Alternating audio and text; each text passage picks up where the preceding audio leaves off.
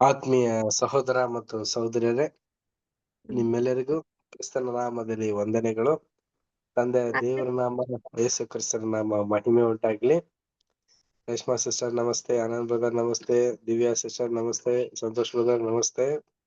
ನಮಸ್ತೆ. 4 ಜನ ಇದ್ದೀವಿ. ನಾವಿವತ್ತು ಕ್ಲಾಸ್ ನ ಸ್ಟಾರ್ಟ್ ಮಾಡೋಣ. ಸಂತೋಷ್ ಬ್ರದರ್, ಒಂದು ಓಪನಿಂಗ್ ಪ್ರೇಯರ್ ಮಾಡಿ ಬ್ರದರ್.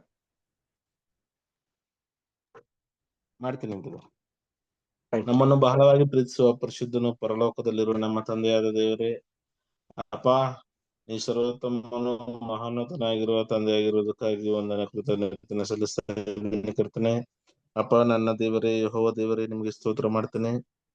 ಈ ಸಂಜೆ ವೇಳೆಯಲ್ಲಿ ಕರ್ತನೆ ನಮ್ಮೆಲ್ಲರನ್ನು ಕೂಡಿಸಿ ಕರ್ತನೆ ಸತ್ಯವೇದ್ಯ ವಾಕ್ಯಗಳನ್ನು ಕರ್ತನೆ ಕಲಿಯಲು, ಪಾಠಗಳನ್ನು ಕಲಿಯಲು ಕರ್ತನೆ ಕೊಟ್ಟಂತ ಕೃಪೆಗಾಗಿ, ಒಂದು ಕರುಣೆಗಾಗಿ ಕೃತಜ್ಞತೆಯನ್ನು ಸಲ್ಲಿಸ್ತಾ ಇದ್ದೇನೆ ತಂದೆಯ ದೇವರೇ. ಅಪ್ಪ, ನಮ್ಮೆಲ್ಲರನ್ನು ಕರ್ತನೆ ಚಿಕ್ಕಯಿಂದಾಗಿ ಕರೆದಿದ್ದೀರಿ, ಅದಕ್ಕಾಗಿ ಕೃತಜ್ಞತೆಯನ್ನು ಸಲ್ಲಿಸ್ತಾ ಇದ್ದೀನಿ. ಮತ್ತೆ ಕರ್ತನೆ ಅಪ್ಪ, ಈ ಸತ್ಯದಲ್ಲಿ ಸ್ಥಿರವಾಗಿ ನಿಲ್ಲಲು, ದೃಢವಾಗಿ ನಿಲ್ಲಲು ಕರ್ತನೆ ನಮಗೆ ಸತ್ಯವೇದ ವಾಕ್ಯಗಳ ಮತ್ತೆ ಒಂದು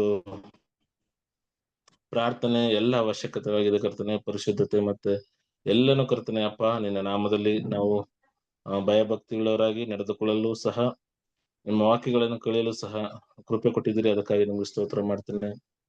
ಅಪ್ಪ, ನಮ್ಮ ಆತ್ಮಿಕ ಕಣ್ಣುಗಳನ್ನು, ಆತ್ಮಿಕ ಕಿವಿಗಳನ್ನು ತೆರೆದು ಕರ್ತನೆ ಸತ್ಯವನ್ನು ಕಳೆಯಲು ಕೃಪೆ ಕೊಡಿ ಅಂತ ಕೇಳ್ಕೊತೀನಿ.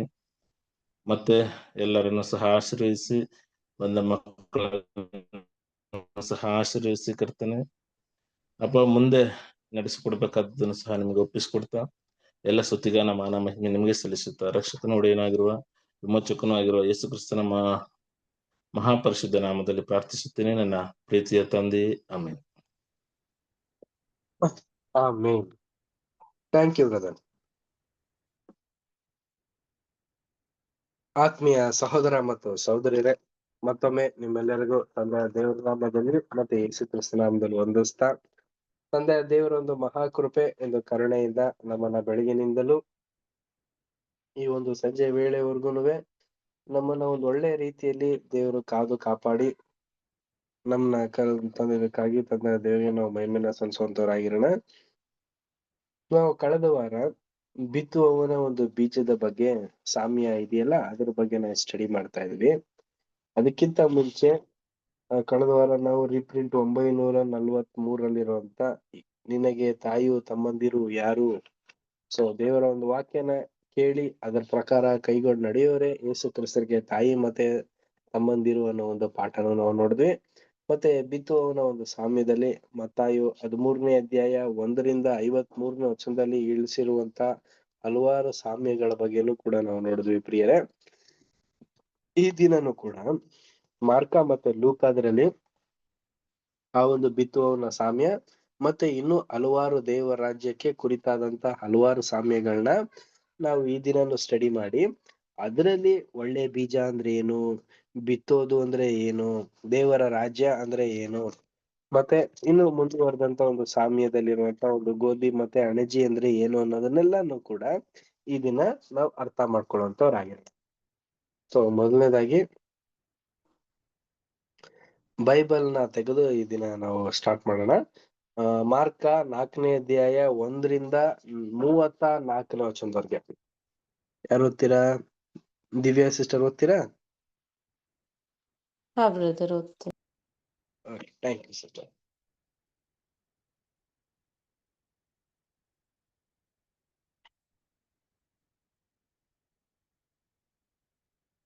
ಮಾರ್ಕ 4ನೇ ಅಧ್ಯಾಯ 1ರಿಂದ 34ನೇ ವಚನ. ದೇವರ ರಾಜ್ಯವನ್ನು ಕುರಿತ ಸಾಮ್ಯಗಳು. ಆತನು ತಿರುಗಿ ಸಮುದ್ರದ ದಡದಲ್ಲಿ ಉಪದೇಶ ಮಾಡುತ್ತಿದ್ದನು. ಬಹು ಜನರು ಆತನ ಬಳಿಗೆ ಕೂಡಿ ಬಂದದರಿಂದ ಆತನು ಸಮುದ್ರದಲ್ಲಿದ್ದ ದೋಣಿ ಹತ್ತಿ ಕೂತುಕೊಂಡನು. ಆ ಜನರೆಲ್ಲರೂ ಸಮುದ್ರದ ಹತ್ತಿರ ನೆಲದ ಮೇಲೆ ಇದ್ದರು.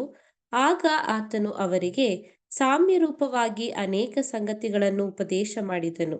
ಆ ಉಪದೇಶದಲ್ಲಿ ಅವರಿಗೆ ಹೇಳಿದ್ದೇನೆಂದರೆ, ಕೇಳಿರಿ, ಬಿತ್ತುವವನು ಬಿತ್ತುವುದಕ್ಕೆ ಹೊರಟನು. ಬಿತ್ತುವಾಗ ಕೆಲವು ಬೀಜ ದಾರಿಯ ಮಗ್ಗುಲಲ್ಲಿ ಬಿದ್ದವು, ಹಕ್ಕಿಗಳು ಬಂದು ಅವುಗಳನ್ನು ತಿಂದು ಬಿಟ್ಟವು. ಬೇರೆ ಕೆಲವು ಬೀಜ ಬಹಳ ಮಣ್ಣಿಲ್ಲದ ಬಂಡೆಯ ನೆಲದಲ್ಲಿ ಬಿದ್ದವು. ಅಲ್ಲಿ ಮಣ್ಣು ತೆಳ್ಳಗಿದ್ದುದರಿಂದ ಅವು ಬೇಗ ಮೊಳೆತವು. ಆದರೆ ಬಿಸಿಲೇರಿದಾಗ ಬಾಡಿ ಬೇರಿಲ್ಲದ ಕಾರಣ ಒಣಗಿ ಹೋದವು. ಮತ್ತೆ ಕೆಲವು ಬೀಜ ಮುಳ್ಳುಗಿಡಗಳಲ್ಲಿ ಬಿದ್ದವು.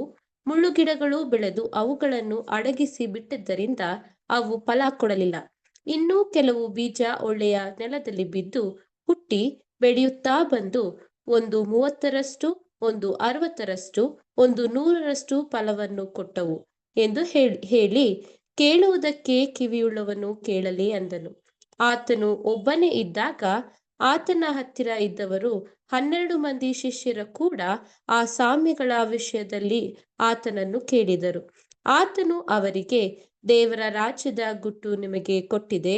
ಹೊರಗಿನವರಿಗೆ ಎಲ್ಲವೂ ಸಾಮ್ಯದ ಮರೆಯಲ್ಲಿವೆ. ಅವರು ಕಣ್ಣಿದ್ದು ನೋಡಿದರೂ ಕಾಣಬಾರದು, ಕಿವಿಯಿದ್ದು ಕೇಳಿದರೂ ತಿಳಿದುಕೊಳ್ಳಬಾರದು. ಹಾಗೆ ಕಂಡು ತಿಳುಕೊಂಡರೆ ಅವರು ದೇವರ ಕಡೆಗೆ ತಿರುಗಿಕೊಂಡು ಪಾಪ ಕ್ಷಮೆಯನ್ನು ಹೊಂದಾರು ಎಂದು ಎಂದೇ ಮರೆಮಾಡಲಾಗಿದೆ.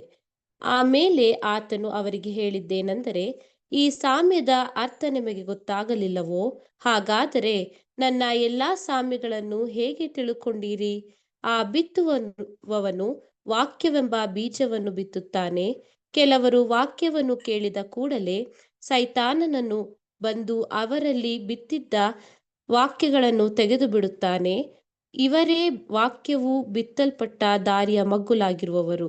ಅದೇ ಪ್ರಕಾರ ಬೇರೆ ಕೆಲವರು ವಾಕ್ಯವನ್ನು ಕೇಳಿದ ಕೂಡಲೇ ಸಂತೋಷದಿಂದ ಅದನ್ನು ಸ್ವೀಕರಿಸುತ್ತಾರೆ.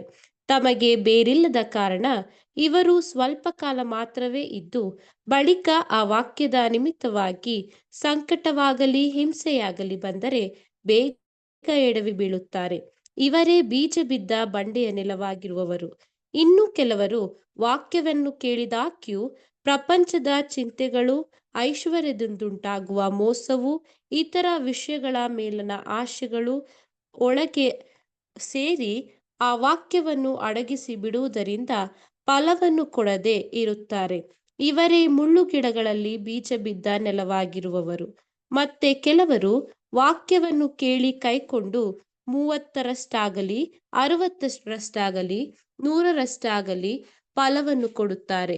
ಇವರೇ ಬೀಜ ಬಿದ್ದ ಒಳ್ಳೆಯ ನೆಲವಾಗಿರುವವರು ಅಂದನು. ಇದಲ್ಲದೆ ಆತನು ಅವರಿಗೆ, ದೀಪವನ್ನು ತಂದು ಕೊಳಗದೊಳಗಾಗಲಿ ಮಂಚದ ಕೆಳಗಾಗಲಿ ಇಡುವುದುಂಟೆ? ದೀಪಸ್ತಂಭದ ಮೇಲೆ ಇಡುತ್ತಾರಲ್ಲ. ಯಾವುದಾಗಲಿ ಪ್ರಕಾಶಕ್ಕೆ ಬರಬೇಕೇ ಹೊರತು ರಹಸ್ಯವಾಗಿರುವುದಿಲ್ಲ. ಯಾವುದಾಗಲಿ ಬಯಲಿಗೆ ಬರಬೇಕೇ ಹೊರತು ಗುಟ್ಟಾಗಿರುವುದಿಲ್ಲ. ಕೇಳುವುದಕ್ಕೆ ಕಿವಿಯುಳ್ಳವನು ಕೇಳಲಿ ಎಂದು ಹೇಳಿದನು. ಮತ್ತು ಆತನು ಅವರಿಗೆ, ನೀವು ಕಿವಿಗೊಡುವ ವಿಷಯದಲ್ಲಿ ಎಚ್ಚರಿಕೆ. ನೀವು ಅಳೆಯುವ ಅಳತೆಯಿಂದಲೇ ನಿಮಗೆ ಅಳೆಯುವರು. ಇನ್ನೂ ಕೂಡಿಸಿಕೊಡುವರು. ಇದ್ದವನಿಗೆ ಕೊಡಲ್ಪಡುವುದು, ಇಲ್ಲದವನ ಕಡೆಯಿಂದ ಇದ್ದದ್ದೂ ತೆಗೆಯಲ್ಪಡುವುದು ಎಂದು ಹೇಳಿದನು. ಇನ್ನು ಆತನು ಅವರಿಗೆ ಹೇಳಿದ್ದು, ಒಬ್ಬನು ಭೂಮಿಯಲ್ಲಿ ಬೀಜವನ್ನು ಹಾಕಿ ರಾತ್ರಿ ಮಲಗುತ್ತಾ ಹಗಲು ಎದ್ದಿರುತ್ತಾ ಇರಲು ಅವನಿಗೆ ತಿಳಿಯದ ರೀತಿಯಲ್ಲಿ ಆ ಬೀಜವು ಹುಟ್ಟಿ ಬೆಳೆಯುವುದು. ಇದರಂತೆ ದೇವರ ರಾಜ್ಯ. ಭೂಮಿಯು ಮೊದಲು ಗರಿಯನ್ನು, ಆಮೇಲೆ ಹೊಡೆಯನ್ನು, ತರುವಾಯ ತೆನೆಯಲ್ಲಿ ತುಂಬಾ ಕಾಳನ್ನು ತನ್ನಷ್ಟಕ್ಕೆ ತಾನೇ ಹುಟ್ಟಿಸುತ್ತದೆ. ಆದರೆ ಫಲಮಾಗಿದ ಕೂಡಲೇ ಅವನು ಸುಗ್ಗಿ ಕಾಲ ಬಂತೆಂದು ಕೊಯ್ಯುತ್ತಾನೆ ಅಂದನು.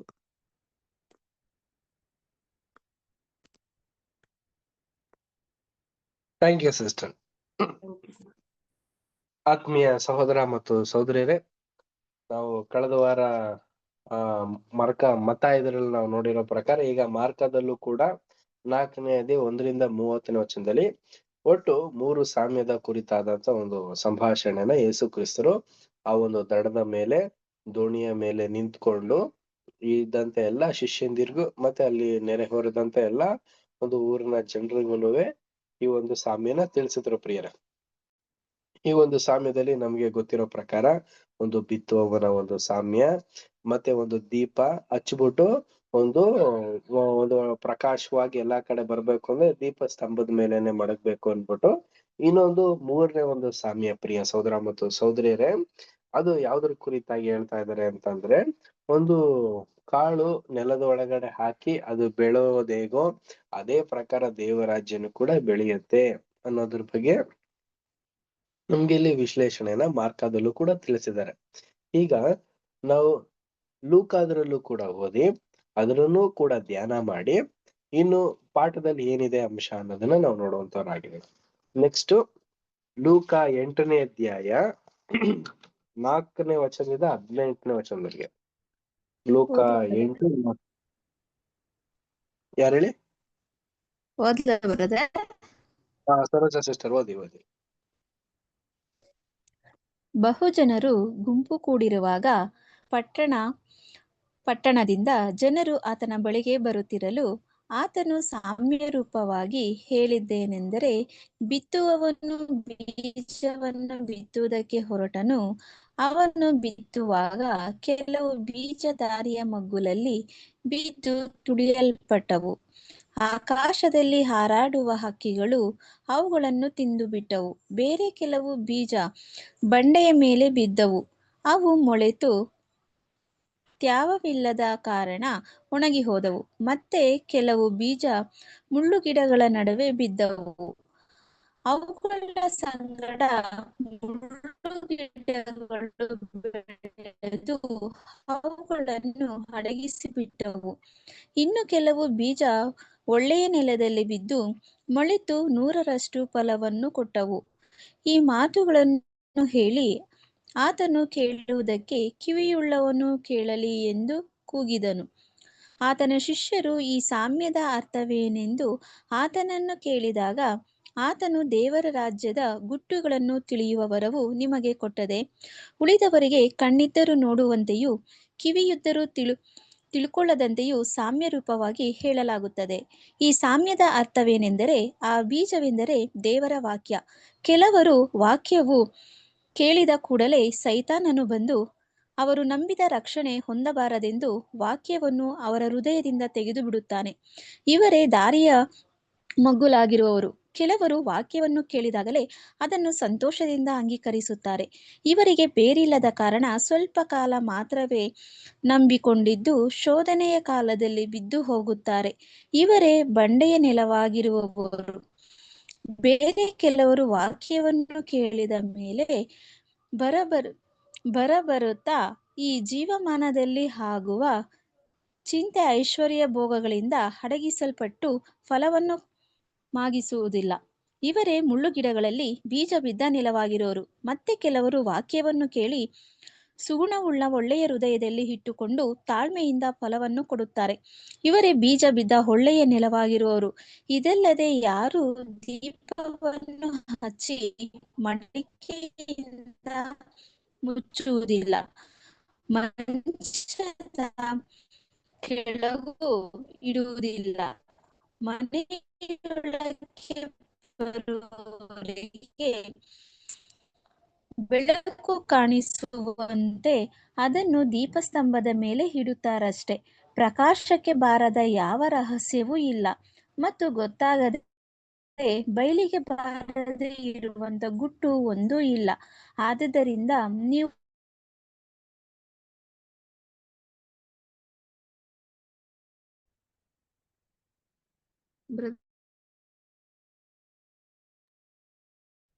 ಕಂಟಿನ್ಯೂ ಮಾಡಿ ಸಿಸ್ಟರ್.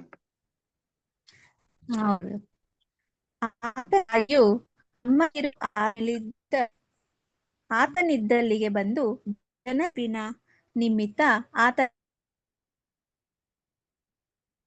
ತಾಯಿಯು ನಿನ್ನ ತಮ್ಮಂದಿರು ನಿನ್ನನ್ನು ಕಾಣಬೇಕೆಂದು ಹೊರಗೆ ನಿಂತಿರುತ್ತಾರೆ. ಸಾಕು ಸಿಸ್ಟರ್, ಥ್ಯಾಂಕ್ ಯು. ಪ್ರಿಯ ಸಹೋದರ ಮತ್ತು ಸಹೋದರಿಯರೇ, ನಾವೀಗ ಲೂಕಾದ್ರಲ್ಲೂ ಕೂಡ 8ನೇ ಅಧ್ಯಾಯ 4ನೇ ವಚನದಿಂದ 18ನೇ ವಚನದಲ್ಲಿ ಬರೀ 2 ಸಾಮ್ಯದ ಬಗ್ಗೆ ಮಾತ್ರ ಇಲ್ಲಿ ಮಾತನಾಡ್ತಾ ಇದ್ದಾರೆ. ಮೊದಲನೇದಾಗಿ ಮತ್ತಾಯದಲ್ಲಿ 3 ಸಾಮ್ಯ, ಮಾರ್ಕದಲ್ಲೂ ಕೂಡ 3 ಸಾಮ್ಯದ ಬಗ್ಗೆ ಎಕ್ಸ್ಪ್ಲನೇಷನ್ ವಿತ್ ಇದ್ರಲ್ಲಿ ಬರೀ 2 ಸಾಮ್ಯದ ಬಗ್ಗೆ ಇಲ್ಲಿ ಹೇಳ್ತಾ ಇದ್ದಾರೆ.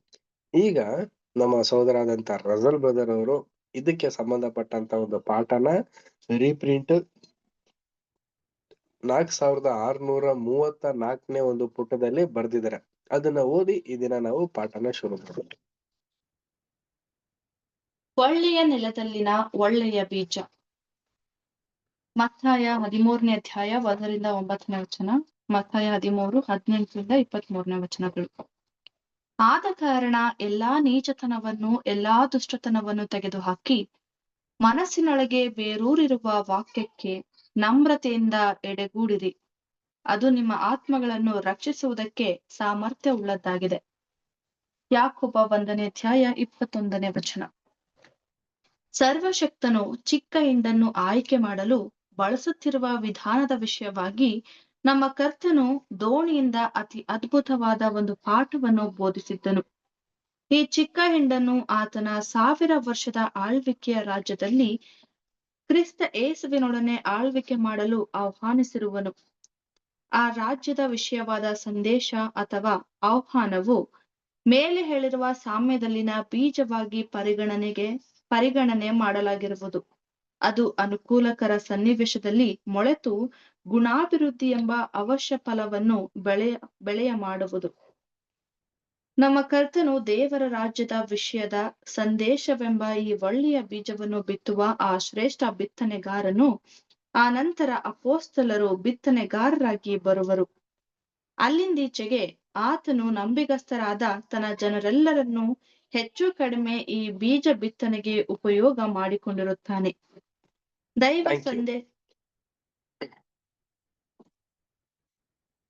ದೈವ ಸಂದೇಶವೆಂಬ ಬೀಜವು ಬಹುವಾಗಿ ನಷ್ಟವಾದಂತೆ ತೋರಿರುವುದೆಂಬ ಅಂಶವು ಆ ಸಂದೇಶವು ಒಳ್ಳೆಯ ಮತ್ತು ಬಯಸತಕ್ಕದ್ದಲ್ಲವೆಂಬುದಕ್ಕೆ ಪ್ರಮಾಣವೇನಿಲ್ಲ. ನಿಜವಾದ ದೋಷವಿರುವುದು ನೆಲದಲ್ಲಿ, ಅಂದರೆ ಹೃದಯದಲ್ಲಿ ಎಂಬುದನ್ನು ಸಾಮ್ಯವು ತೋರಿಸಿಕೊಟ್ಟಿರುವುದು.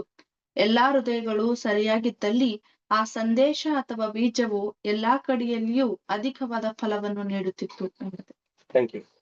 ಪ್ರಿಯ ಸಹೋದರ ಮತ್ತು ಸಹೋದರರೇ, ಈಗ ಒಳ್ಳೆಯ ನೆಲದಲ್ಲಿ ಒಳ್ಳೆಯ ಬೀಜ ಪಾಠದ ಹೆಸರು.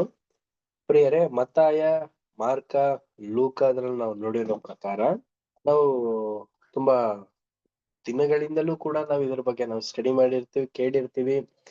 ಒಳ್ಳೆ ನೆಲದಲ್ಲಿ ಯಾವ ರೀತಿ ಬೀಜ ಬೀಳುತ್ತೆ, ಒಂದು ಬೇರಿಲ್ದೇ ಇರುವಂತ ಸನ್ನಿವೇಶ ಯಾವ ರೀತಿಯಾಗಿರುತ್ತೆ, ನೆಲ ಅದ್ರ ಬಗ್ಗೆ ಹೇಗಿರುತ್ತೆ ಅನ್ನೋದನ್ನೆಲ್ಲ ನಾವು ನೋಡಿದೀವಿ. ಆದ್ರೆ ಈ ಒಂದು ಸಾಮ್ಯ ಹೇಳಿದಾರಲ್ಲ ಯೇಸು ಕ್ರಿಸ್ತರು, ಇದು ಯಾರಿಗೆ ಅನುಗುಣವಾಗಿ ಹೇಳಿದ್ದಾರೆ ಅಂತಂದ್ರೆ, ಸರ್ವಶಕ್ತರಾದಂತ ದೇವರು ಆರಿಸುವಂತ ಚಿಕ್ಕ ಹಿಂಡಿಗೆ ಆಯ್ಕೆ ಮಾಡೋದಕ್ಕೆ ಬೇಕಾದಂತ ವಿಧಾನದಲ್ಲಿ ಹೇಳಿರುವಂತ ಒಂದು ಮೂಲಭೂತವಾದಂತ ಒಂದು ಪಾಠ. ಪ್ರಿಯ ಸಹೋದರ ಮತ್ತು ಸಹೋದರರೇ, ಆ ಒಂದು ಚಿಕ್ಕ ಹಿಂಡು ಆ 1,44,000 ಸದಸ್ಯರುಗಳು ಆಗ್ಬೇಕು ಅನ್ನೋ ಓಟದಲ್ಲಿ ಇರುವಂತ ಸದಸ್ಯರುಗಳಿಗೆ ಈ ಒಂದು ಬಿತ್ತುವ ಸಾಮ್ಯದ ರೀತಿಯಲ್ಲಿ ಪ್ರಿಯರೇ, ಆ ಒಂದು ಒಳ್ಳೆ ನೆಲಕ್ಕೆ ಬರೋವರೆಗೂ ಕೂಡ ಅವರು ಪಟ್ಟಂತ ಒಂದು ಶ್ರಮೆ, ಸಂಕಟಗಳು, ಮತ್ತೆ ಅವರು ಆ ಒಂದು ಬಿರುದಿನ ಹೊಂದಿ ಆ ಒಂದು 1000 ವರ್ಷ ಆಳ್ವಿಕೆ ಮಾಡಿ ಕ್ರಿಸ್ತನ ಒಂದು ಸನ್ನಿವೇಶದಲ್ಲಿ ಮತ್ತೆ ಆಡಳಿತನ ನಡೆಸಿ ಇಡೀ ಒಂದು ಮೆಚ್ಚುಗೆಯನ್ನ ಪಡಿಬೇಕು ಅಂತಂದ್ರೆ ಅಂತ ಒಂದು ಉನ್ನತವಾದಂತ ಒಂದು ಗುಣಗಳು ಅವರಲ್ಲಿ ಇರಬೇಕು, ಅವರು ಅಭಿವೃದ್ಧಿ ಹೊಂದ್ಕೋಬೇಕು ಅನ್ನೋದನ್ನೇ ದೇವರ ಒಂದು ಉದ್ದೇಶ.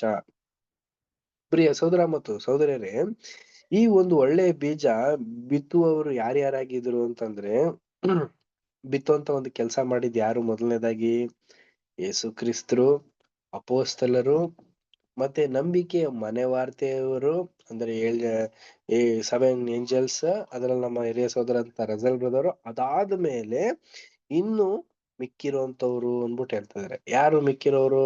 ಪ್ರಿಯ ಸಹೋದರ ಮತ್ತು ಸಹೋದರಿಯರೇ, ಈ ಒಂದು ಪಾಠನ ಕೇಳುವಂತ ಮಕ್ಕಳುಗಳು ಪ್ರಿಯರೇ. ಈಗ ನಮ್ಮಲ್ಲಿ ಇಂತ ಒಂದು ವಿಶೇಷವಾದಂತ ಒಂದು ಸತ್ಯ ನಮ್ಮಲ್ಲಿ ಇರೋದ್ರಿಂದ ಈ ದೈವ ಸಂದೇಶದ ಒಂದು ಬೀಜ ಪ್ರಿಯರೇ, ಇದು ಬರೀ ಬೀಜ ಬರೀ ಏನಾಗಿರುತ್ತೆ ಅಂತಂದ್ರೆ, ಬಿತ್ತಬೇಕಾದ್ರೆ ಬರೀ ಒಂದೇ ಒಂದ್ ಕಾಳು ಹಾಕ್ತಾರೆ, ಅದು ಬೆಳೆಯೋದು ಬರ್ಬೇಕಾದ್ರೆ ತುಂಬಾ ಕಾಳುಗಳು, ತುಂಬಾ ಫಲಗಳು ಸಿಗುತ್ತಲ್ಲ, ಅದೇ ತರಾನೇ ಪ್ರಿಯರೇ ಈ ಒಂದು ದೇವರ ಒಂದು ಸಂದೇಶನ ನಾವು ತಿಳ್ಕೊಂಡು ಆ ಒಂದು ಒಳ್ಳೆ ಮತ್ತೆ ಅದರಲ್ಲಿರುವಂತ ಒಳ್ಳೆ ಪರಿಣಾಮಕರವಾದಂತ ಒಂದು ವಾಕ್ಯಗಳನ್ನ ನಮ್ಮ ಮನದಟ್ಟು ಮಾಡಿಕೊಂಡು ನಾವು ನಮ್ಮ ಒಂದು ಹೃದಯದಲ್ಲಿ ಅದನ್ನ ತುಂಬಿಸ್ಕೋಬೇಕಂತೆ. ಈ ಒಂದು ಹೃದಯದಲ್ಲಿ ಸರಿಯಾದ ರೀತಿಯಲ್ಲಿ ನಮ್ಗೆ ದೇವರು ಬೀಜನ ಬಿತ್ತಿರೋದ್ರಿಂದ ಅದನ್ನ ನಾವು ಉಪಯೋಗ ಮಾಡ್ಕೋಬೇಕು ಅನ್ಬಿಟ್ಟು ನಮ್ಗೆಲ್ಲಿ ಪಾಠನ ತಿಳಿಸ್ತಾ ಇದ್ದಾರೆ. ನೆಕ್ಸ್ಟ್ ಪ್ಯಾರ ನಾವು ರೀಡ್ ಮಾಡೋಣ. ನೆಕ್ಸ್ಟ್ ಪ್ಯಾರ ಅನ್ನು ಸಿಸ್ಟರ್ ರೀಡ್ ಮಾಡ್ತೀರಾ? ದಾರಿ ಮಗ್ಗಲನ್ನೆತ್ತ ಕೇಳುಗರು. ನೆರೆಗಳೆಲ್ಲವೂ ಒಳ್ಳೆಯದಾಗಿ ಅಥವಾ ಸೂಕ್ತವಾಗಿ ಇರುವುದಿಲ್ಲವೆಂದು ಸಾಮ್ಯವು ಹೇಳುತ್ತದೆ.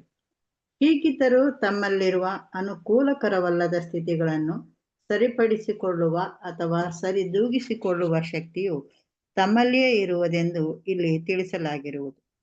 ನಾವು ಇದರ ವಿಷಯದಲ್ಲಿ ಊಹಿಸಿಕೊಳ್ಳುವ ಹಾಗೆ ಬಿಡಲಾಗಿಲ್ಲ, ಏಕೆಂದರೆ ನಮ್ಮ ಕರ್ತನು ತಾನೇ ಇದರ ಅರ್ಥವನ್ನು ವಿವರಿಸಿ ಹೇಳಿರುವನು. ಈ ಅಂಶವನ್ನು ಎಲ್ಲರೂ ಗಮನಿಸಿರುವುದಿಲ್ಲವೆಂದು ತೋರುತ್ತದೆ. ಕಂಟಿನ್ಯೂ ಮಾಡ್ಲಾ? ಸಾಕು ಸಿಸ್ಟರ್.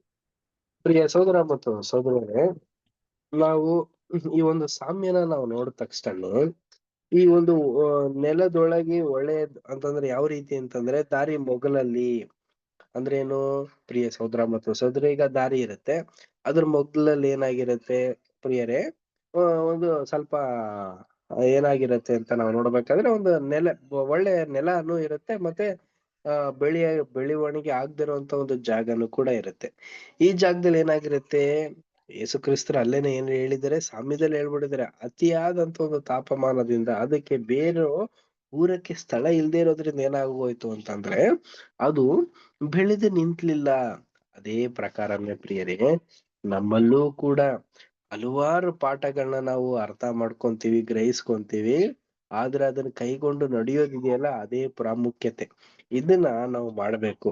ಇದ್ರನ್ನೇ ನಮಗೆ ಕರ್ತನ ತನ್ನ ಆ ಅರ್ಥವನ್ನು ವಿವರಣೆಯಾಗಿ ಹೇಳಿದ್ದಾರೆ. ಯಾವ ರೀತಿ ಸಮಯದಲ್ಲೇನೆ ನಮ್ಗೆ ವಿವರಣೆ ಪೂರ್ತಿಯಾಗಿ ವಿವರಿಸಿ ನಮಗೆ ಗಮನಿಸುವ ರೀತಿಯಲ್ಲಿ ನಮ್ಗೆ ಹೇಳಿದ್ದಾರೆ. ಅದೇ ಏನು ಅದನ್ನೇ ನೆಕ್ಸ್ಟ್ ಪ್ಯಾರಾದಲ್ಲಿ ಹೇಳ್ತಾರೆ ನೋಡಿ. ನೆಕ್ಸ್ಟ್ ಪ್ಯಾರ ಅಮೃತ ಸಿಸ್ಟರ್ ರೀಡ್ ಮಾಡ್ತೀರಾ? Okay brother. ಗಟ್ಟಿ ನೆಲದಂತ ಕೇಳುಗರು. ಗಟ್ಟಿ ನೆಲವು ಪರಲೋಕ ರಾಜ್ಯದ ಸಂದೇಶವನ್ನು ಸಿಸ್ಟರ್ ಫಸ್ಟ್ ಪ್ಯಾರ.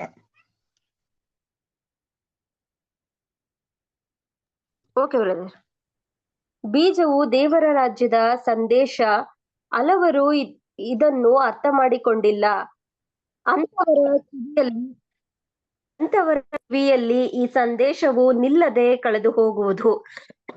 ಏಕೆಂದರೆ ವಿರೋಧಿಯಾದ ಸೈತಾನನು ಅದನ್ನು ತೆಗೆದುಹಾಕಲು ಎಚ್ಚರದಿಂದಿರುವನು. ಇದು ಹಕ್ಕಿಗಳು ಬಂದು ತಿಂದು ಬಿಡುವ ದಾರಿಮೊಗ್ಗಲಿನ ಬೀಜ ಎಂದು ಸಾಂಕೇತಿಕವಾಗಿ ಸೂಚಿಸಲಾಗಿರುವುದು. ಇಂಥ ದಾರಿಮೊಗ್ಗಲಿನ ಕೇಳುಗರು ಪ್ರತಿಯೊಂದು ಹೆಸರಿನ ಸಭೆಯಲ್ಲಿಯೂ ಬಹುಸಂಖ್ಯೆಯಲ್ಲಿ ಇರುವರು. ಇವರು ಕೇವಲ ಔಪಚಾರಿಕ ರೀತಿಯಲ್ಲಿರುವವರು. Thank you brother. Thank you sister. ಪ್ರಿಯ ಸಹೋದರ ಮತ್ತು ಸಹೋದರರೇ, ಬೀಜ ಅಂತ ಹೇಳ್ಬೇಕಾದ್ರೆ ದೇವರ ರಾಜ್ಯದ ಸಂದೇಶ. ಪ್ರಿಯ ಸಹೋದರ ಮತ್ತು ಸಹೋದರರೇ, ಈಗ ದೇವರ ರಾಜ್ಯದಲ್ಲಿ ಯಾವ ರೀತಿ ಇರುತ್ತೆ, ಆ ಒಂದು ದೇವರ ರಾಜ್ಯದಲ್ಲಿ ಯಾವ ರೀತಿ ನಾವ್ ಇರ್ಬೇಕು ಅನ್ನೋದೇ ಒಂದು ವಿಶೇಷವಾದಂತ ಒಂದು ಪಾಠನೇ ಅದೇ ಬೀಜ ಪ್ರಿಯರೇ. ಇದನ್ನ ಹಲವಾರು ಮಂದಿ ಅರ್ಥನೇ ಮಾಡ್ಕೊಳಲ್ವಂತೆ. ಇಡೀ ಪ್ರಪಂಚದಲ್ಲಿ ನಡೀತಾ ಇರೋ ಒಂದು ಘಟನೆ ಬಗ್ಗೆ ಹೇಳ್ತಾ ಇರೋದು ಇದು. ಅರ್ಧ ಜನರು ಕಿವಿ ಯಾರೇ ಕೇಳಿಸ್ಕೊತಾರೆ, ಕೆಲವ್ರು ಏನ್ ಮಾಡ್ಬಿಡ್ತಾರೆ, ಹಂಗೇ ಮರ್ತೋಗ್ಬಿಡ್ತಾರೆ. ಏನಕ್ಕೆ ಅಂತ ನಾವ್ ನೋಡ್ಬೇಕಾದ್ರೆ ಸಾಮ್ಯದಲ್ಲಿ ಹೇಳಿರೋ ಪ್ರಕಾರ ಆ ಒಂದು ದಾರಿ ಮೊಗ್ಗಲಲ್ಲಿ ಬಿದ್ದಂತ ಒಂದು ಬೀಜ ಅದೇನ್ ಮಾಡ್ಬಿಡ್ತು ಅಂತಂದ್ರೆ ಬೇರೂ ಇಲ್ಲ. ಆಮೇಲೆ ಆ ಬೀಜನ ಅಕ್ಕಿ ನೋಡ್ಬಿಟ್ಟು ಏನ್ ಮಾಡ್ಬಿಡ್ತು, ತಿನ್ಕೊಂಡು ಹೊಟ್ಟೋಗ್ಬಿಡ್ತು. ಅಂದ್ರೆ ಸೈತಾನನು ಕೂಡ ಏನ್ ಮಾಡಿದಾನೆ ಅಂತಂದ್ರೆ ನಮ್ಮಲ್ಲಿ ಬಲಹೀನತೆಗಳು ಅಪಾರವಾಗಿದ್ದದನ್ನ ನೋಡಿ, ಆ ಒಂದು ಸಹೋದರ ಸಹೋದರಿಯಲ್ಲಿ ಇದ್ದಂತ ಒಂದು ಬಲಹೀನತೆಗಳನ್ನ ನೋಡಿ, ಆ ಒಂದು ಸತ್ಯ ದೇವರ ರಾಜ್ಯದ ಒಂದು ಕುರಿತಾದಂತ ಒಂದು ಸಂದೇಶನ ಅವರ ಮನಸ್ಸಿಗೆ ಹೋಗದೇ ಇರೋ ರೀತಿಯಲ್ಲಿ ಅವ್ರನ್ನ ಹಾಳು ಮಾಡ್ತಾ ಇದ್ದಾರಂತೆ ಪ್ರಿಯರೇ. ಇದು ಎಲ್ಲಾ ಒಂದು ಸಭೆಯಲ್ಲೂ ಕೂಡ ತುಂಬಾ ಹೆಚ್ಚಿನ ಜನರು ಹೀಗೆ ಇದಾರಂತೆ. ಉದಾಹರಣೆ ನಾವು ನೋಡ್ಬೇಕಾದ್ರೆ ವಿಶಾಲವಾದಂತ ಒಂದು ಮಾರ್ಗದಲ್ಲಿ ಹೋಗ್ತಿರುವಂತ ಜನಗಳು ಅಂತಾನು ಕೂಡ ಹೇಳ್ಬೋದು. ನೆಕ್ಸ್ಟ್ ಪ್ಯಾರ ನಾವು ರೀಡ್ ಮಾಡೋಣ. ನೆಕ್ಸ್ಟ್ ಪ್ಯಾರ ಯಾರು ರೀಡ್ ಮಾಡ್ತೀರಾ? ರವಿ ಬ್ರದರ್ ರೀಡ್ ಮಾಡ್ತೀರಾ?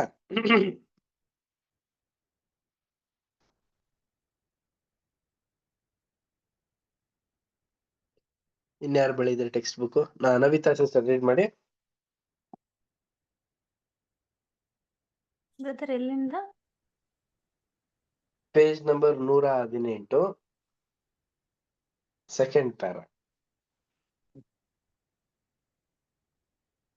Left side, second para. ಗಟ್ಟಿ ನೆಲದಂತ ಕೇಳುಗರು. ಗಟ್ಟಿ ನೆಲವು ಪರಲೋಕ ರಾಜ್ಯದ ಸಂದೇಶವನ್ನು ಕೇಳುವ ಇನ್ನೊಂದು ವರ್ಗ ಜನರನ್ನು ಸೂಚಿಸುವುದು. ಅವರಿಗೆ ಇದು ಒಳ್ಳೆಯದೆಂದು ಕಾಣುತ್ತದೆ, ಅದರಲ್ಲಿ ಆಸಕ್ತಿಯುಳ್ಳವರಾಗುವರು. ಆದರೆ ಅವರಿಗೆ ದೃಢವಾದ ಗುಣದ ಕೊರತೆ ಇರುವುದು. ಅವರು ತೋರಿಕೆಗಾಗಿ ಅನುಸರಿಸುತ್ತಾ ಸ್ವಲ್ಪ ಕಾಲ ಅತಿ ವಿಶೇಷವಾಗಿ ವೃದ್ಧಿಯಾಗುವರು. ಆದರೆ ಅವರಿಗೆ ಕರ್ತನಿಂದ ಆ ರಾಜ್ಯದ ಕೆಲಸಗಳಿಗೆ ಬಳಸಲ್ಪಡುವುದಕ್ಕೆ ಸೂಕ್ತವಾದ ಗುಣಗಳ ಅಭಿವೃದ್ಧಿಗೆ ಅವಶ್ಯವಾದ ದೃಢತೆಯ ಕೊರತೆಯಿದ್ದು, ಕಷ್ಟ ಪರಿಶೋಧನೆಗಳು ಬಂದಾಗ ಅವರು ಎಡವಿ ಬೀಳುವರು.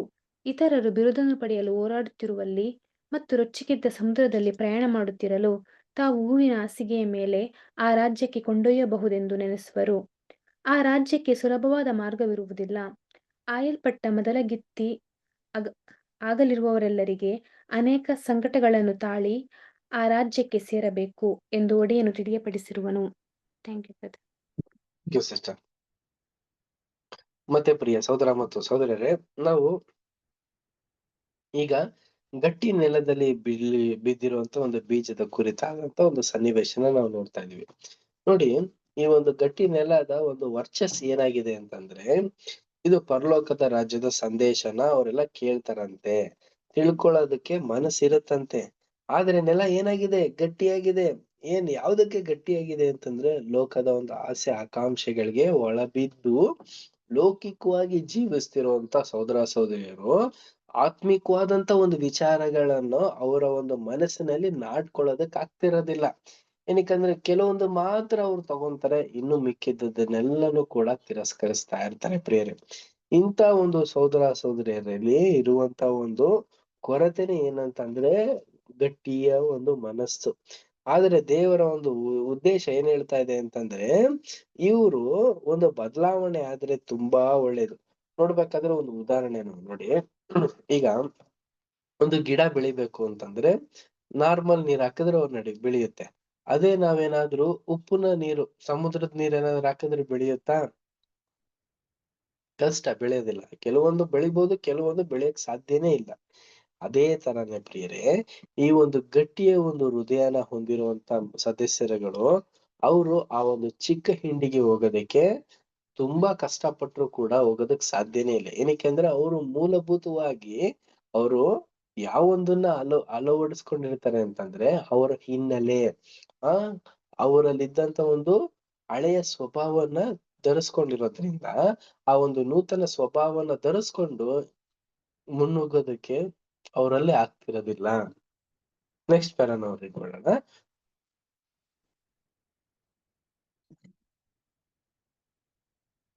ಒಳ್ಳೆಯ ಬೀಜ ಆದರೂ ಮುಳ್ಳು ಗಿಡಗಳ ನೆಲ. ಮುಳ್ಳು ಗಿಡಗಳನ್ನು ಬೆಳೆಸಿರುವ ನೆಲವು ಫಲವತ್ತವಾಗಿದ್ದು ಸರಿಯಾದ ಕ್ರಿಸ್ತಿಯ ಗುಣಗಳನ್ನು ಬೆಳೆಯ ಮಾಡಲು ಬಹು ಸೂಕ್ತವಾಗಿರುವುದು. ಆದರೆ ಅದು ಮುಳ್ಳಿನ ಬೀಜಗಳಿಂದ ತುಂಬಿಕೊಂಡಿದ್ದು ನೆಲವು ಗೋಧಿ ಮತ್ತು ಮುಳ್ಳುಗಳೆರಡನ್ನೂ ಸಫಲವಾಗಿ ಉತ್ಪತ್ತಿ ಮಾಡಲು ಸಾಧ್ಯವಾಗದು. ಆದುದರಿಂದ ಸಾಮ್ಯವು ತೋರಿಸಿರುವಂತೆ ಮುಳ್ಳು ಗಿಡಗಳು ಗೋಧಿಯನ್ನು ಅಡಗಿಸಿ ಬಿಡುವುದರಿಂದ ಸಾಕಷ್ಟು ಬೆಳೆಯು ಉತ್ಪನ್ನವಾಗದು. ಕೆಲವರು ಸಲಹೆ ಮಾಡಿರುವ ಹಾಗೆ ಈ ಮುಳ್ಳು ಗಿಡಗಳು ಶಾರೀರಿಕ ಭೋಗಗಳು ಅಥವಾ ಅಕ್ರಮ ಬಯಕೆಗಳಾಗಿರುವುದಿಲ್ಲ. ವಿಷಯ ಲಂಪಟತೆಗಳಿಂದ ತುಂಬಿರುವ ಹೃದಯವು ದೇವರ ರಾಜ್ಯದ ಯಾವ ಸಂದೇಶವನ್ನು ಕೇಳುವ ಕಿವಿಯನ್ನು ಹೊಂದಿರುವುದಿಲ್ಲ. ಅಲ್ಲದೆ ಇವುಗಳನ್ನು ಸಾಮ್ಯದಲ್ಲಿ ಹೆಸರಿಸಲಾಗಿಯೂ ಇಲ್ಲ. ಉದ್ದೇಶಪೂರ್ವಕವಾಗಿ ಪಾಪ ಮಾಡಿದವರಾದರೂ ನೀತಿ ಮಾರ್ಗದಲ್ಲಿ ನಡೆಯುತ್ತಿರುವರಂತೆ ತೋರಿಸಿಕೊಳ್ಳುವವರನ್ನು ಮಾತ್ರ ಇಲ್ಲಿ ಉಲ್ಲೇಖಿಸಲಾಗಿರುವುದು.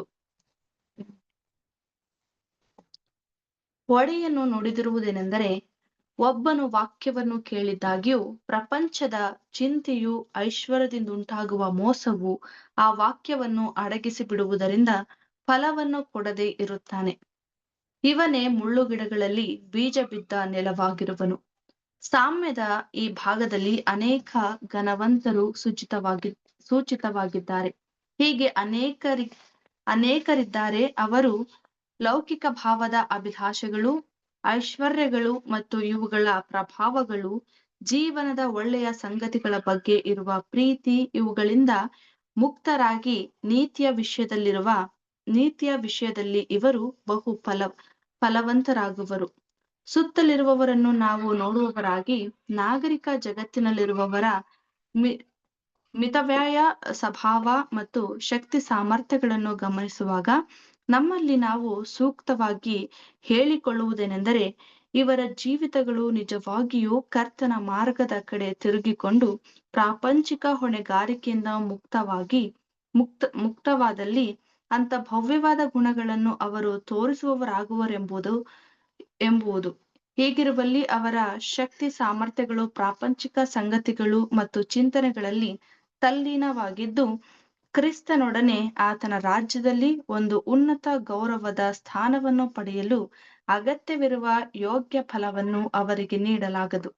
ಇಂಥವರಿಗೆ ಒಡೆಯನ ಸಂದೇಶವೇನೆಂದರೆ, ನಿಮ್ಮ ಸಮಯ ಶಕ್ತಿ ಸಾಮರ್ಥ್ಯ ಪ್ರಭಾವಗಳನ್ನು ಪ್ರಾಪಂಚಿಕ ಸಂಗತಿಗಳಿಗೆ ನೀವು ನೀಡಿ ಅದೇ ಸಮಯದಲ್ಲಿ ನನ್ನ ರಾಜ್ಯದಲ್ಲಿ ಒಂದು ಸ್ಥಾನವನ್ನು ಪಡೆಯಲು, ಅಂದರೆ ದೇವರು ನಿಮ್ಮನ್ನು ಕರೆದಿದ್ದನ್ನು ಆದುಕೊಂಡದ್ದನ್ನು ದೃಢಪಡಿಸಿಕೊಳ್ಳಲು ಸಾಧ್ಯವಾಗುವುದಿಲ್ಲ. ಯಾವನು ನನ್ನ ಶಿಷ್ಯರಾಗಬೇಕೆಂದಿರುವನೋ ಅವನು ತನ್ನ ಶಿಲುಬೆಯನ್ನು ಹೊತ್ತುಕೊಂಡು ನನ್ನ ಹಿಂದೆ ಬರಲಿ. ನಾನು ಎಲ್ಲಿರುತ್ತೇನೋ ಅಲ್ಲೇ ನನ್ನ ಶಿಷ್ಯನು ಸಹ ಇರುವನು ಎಂಬುದು. Thank you. ಪ್ರಿಯ ಸಹೋದರ ಮತ್ತು ಸಹೋದರರೇ, ಒಳ್ಳೆಯ ಬೀಜ ಏನಾಗಿದೆ ಅಂತಂದ್ರೆ ಮುಳ್ಳು ಗಿಡಗಳ ನಡುವೆ ಇಲ್ಲಿರುವಂತ ಒಂದು ನೆಲದಲ್ಲಿ ಬಿದ್ದೋಗ್ಬಿಟ್ಟಿದೆ. ಪ್ರಿಯರೇ, ಏನಿದ್ರ ಅರ್ಥ? ಪ್ರಿಯ ಸಹೋದರ ಮತ್ತು ಸಹೋದರರು, ನಾವು ನೋಡಿರೋ ಪ್ರಕಾರ ಈಗ ಓದಿದ್ವಿ, ನಮಗೆ ಕೆಲವೊಂದು ಉನ್ನತವಾದಂತ ಒಂದು ಪಾಯಿಂಟ್ ಗಳನ್ನ ನಾವಿಲ್ಲಿ ಡಿಸ್ಕಷನ್ ಮಾಡ್ಬೋದು. ಪ್ರಿಯ ಸಹೋದರ ಮತ್ತು ಸಹೋದರರೇ, ಆ ಒಂದು ಬೀಜ ಒಳ್ಳೆ ಫಲ ಕೊಡುತ್ತೆ, ಒಂದ್ ಒಳ್ಳೆ ರೀತಿ ಇದೆ, ಒಳ್ಳೆ ಗೋಧಿ ಕಾಳುಗಳನ್ನು ಕೂಡ ತೋರ್ಸುವಂತ ಒಳ್ಳೆ ಬೀಜನೇ. ಆದ್ರೆ ಅದೇನಾಗ್ಬಿಟ್ಟಿದೆ ಅಂದ್ರೆ ಮುಳ್ಳು ಗಿಡಗಳಿರುವಂತ ಒಂದು ಸ್ಥಳದಲ್ಲಿ ಬಿದ್ಬಿಟ್ಟಿದೆ. ಈಗ ಮುಳ್ಳು ಗಿಡ ಅಂದ್ರೆ ನಮ್ಗೆಲ್ಲಾ ಗೊತ್ತು, ಮುಳ್ಳು ಗಿಡ ಹೆಂಗ್ ಬೆಳೆಯುತ್ತೆ ಅಂತಂದ್ರೆ ಅದು ಮಾತ್ರ ಬೆಳೆಯೋದು. ಬೇರೆ ಯಾವ್ದೇ ಒಂದು ಗಿಡಗಳೇನಾದ್ರೂ ಇತ್ತು ಅಂತಂದ್ರೆ ಅದನ್ನ ಕುಗ್ಗಿಸ್ಬಿಟ್ಟು ಇದು ಮಾತ್ರ ಬೆಳ್ಕೊಂಡೋಗುತ್ತೆ. ಈಗ ನಾವು ನೋಡ್ಬೇಕಾದ್ರೆ ಪ್ರಿಯ ಸಹೋದರ ಮತ್ತು ಸಹೋದರರೇ, ಇದು ಏನಾಗಿದೆ ಅಂದ್ರೆ ಗೋಧಿಯ ಒಂದು ಬೀಜ ಇದು ಗೋಧಿ ಯಾವ ತರ ಬೆಳೆಯುತ್ತೆ, ಅದು ಯಾವ ರೀತಿ ಬೆಳೆದು ಅದಕ್ಕೆ ವಿಶಾಲವಾಗಿರ್ಬೇಕು ಜಾಗ, ಆದ್ರೆ ಇಲ್ಲಿ ಆಗಿಲ್ಲ.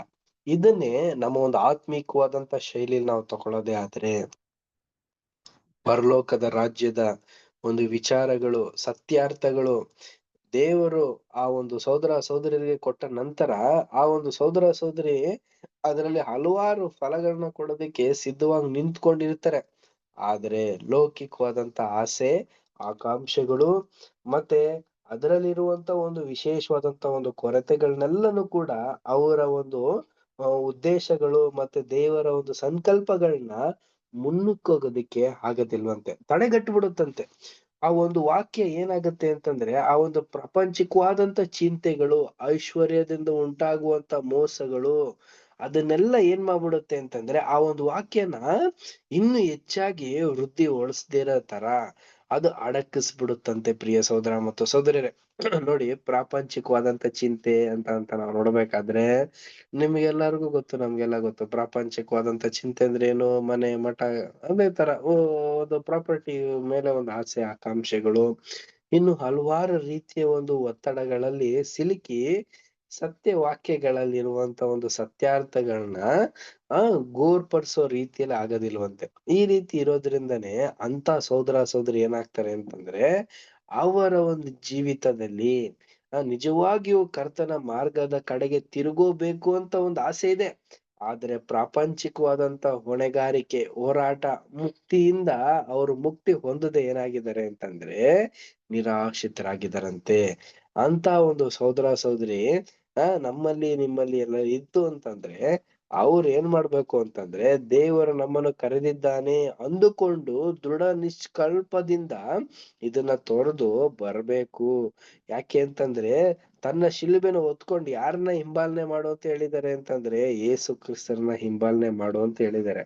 ಸೊ ಪ್ರಿಯ ಸಹೋದರ ಮತ್ತು ಸಹೋದರರೇ, ನಮ್ಗೆ ಸಂಕಷ್ಟಗಳಿದೆ, ಪ್ರಾಪಂಚಿಕವಾದಂತ ಆಸೆ ಆಕಾಂಕ್ಷೆಗಳಿದೆ, ಆದ್ರೆ ಅದರಲ್ಲಿ ಹೋಗ್ದೇನೆ ಕ್ರಿಸ್ತನ ಒಂದು ಮಾರ್ಗದಲ್ಲಿ ಕ್ರಿಸ್ತನ ಒಂದು ಶಿಲುಬೆನ ಹೊತ್ತಿ ನಾವು ಕ್ರಿಸ್ತನ ಶಿಷ್ಯರಾಗೋದಕ್ಕೋಸ್ಕರ ನಾವು ಪ್ರಯತ್ನ ಪಡಬೇಕು ಅನ್ಬಿಟ್ಟೆ ನಮ್ಗೆ ತಿಳಿಸ್ತಾರೆ.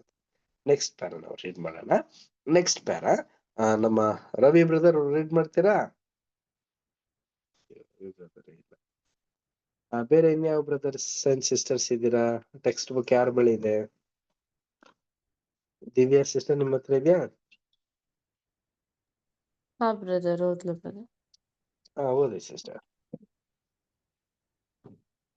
ನೀವು ಬಹಳ ಫಲ ಕೊಡುವವರಾಗಬೇಕು. ನೀವು ಬಹಳ ಫಲ ಕೊಡುವುದರಿಂದಲೇ ನನ್ನ ತಂದೆಗೆ ಮಹಿಮೆ ಉಂಟಾಗುವುದು ಎಂದು ನಮ್ಮ ಒಡೆಯನು ಹೇಳಿದ್ದನು.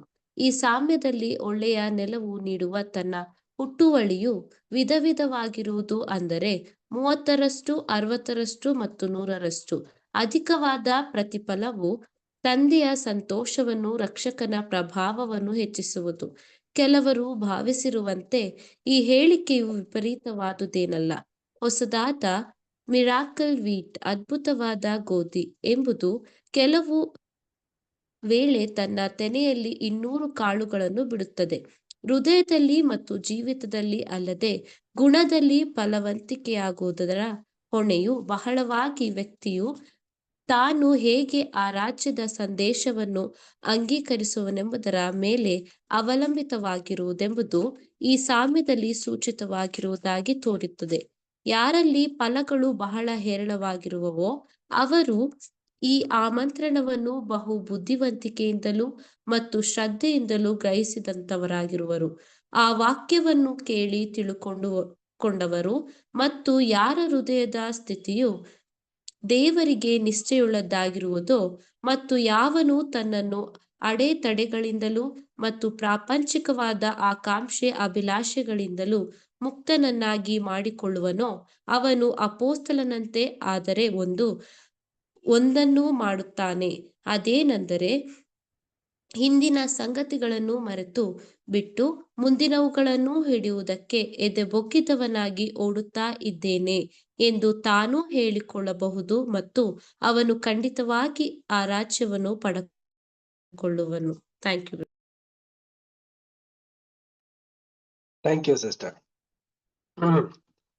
ಪ್ರಿಯ ಸಹೋದರ ಮತ್ತು ಸಹೋದರರೇ, ಒಳ್ಳೆ ಫಲ ಕೊಡುವಂತ ಒಂದು ಒಳ್ಳೆ ನೆಲದಲ್ಲಿ ಬಿದ್ದಂತ ಒಂದು ಬೀಜ ಪ್ರಿಯರೇ.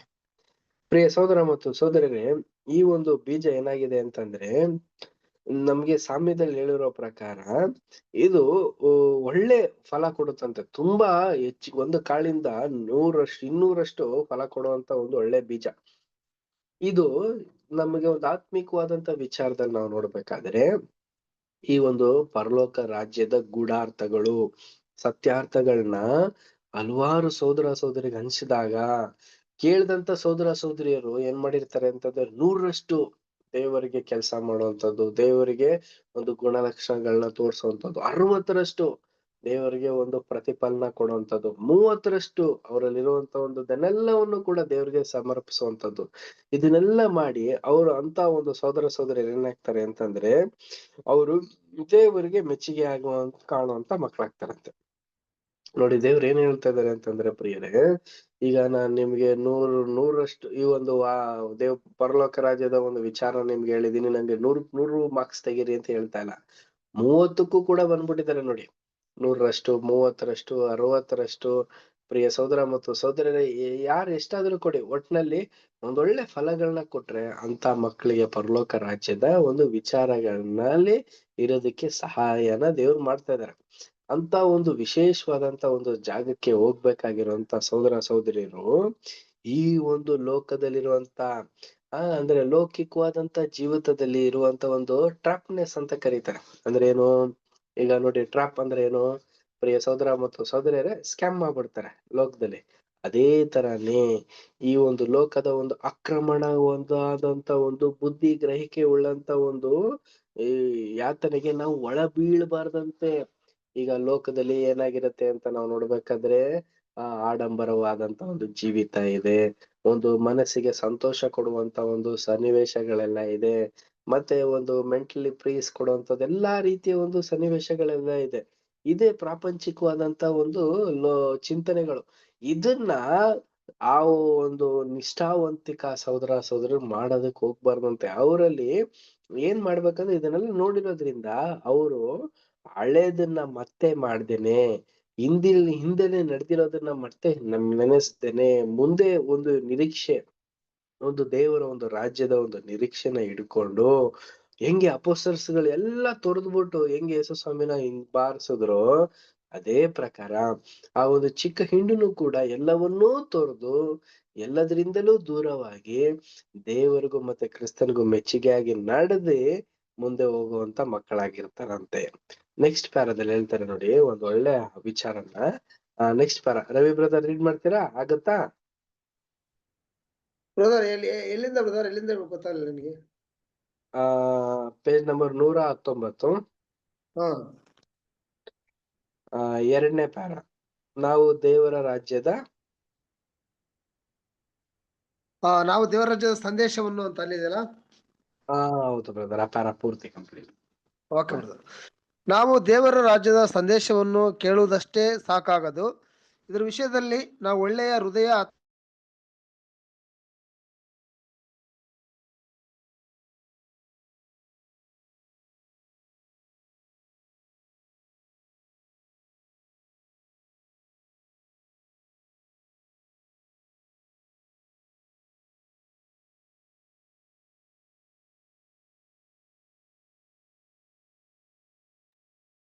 ಬ್ರದರ್ ಮ್ಯೂಟ್ ಆಗಿದೆ ನೋಡಿ.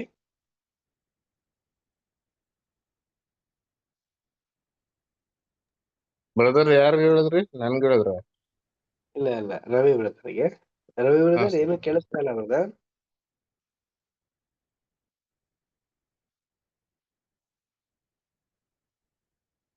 ರವಿ ಬ್ರದರ್,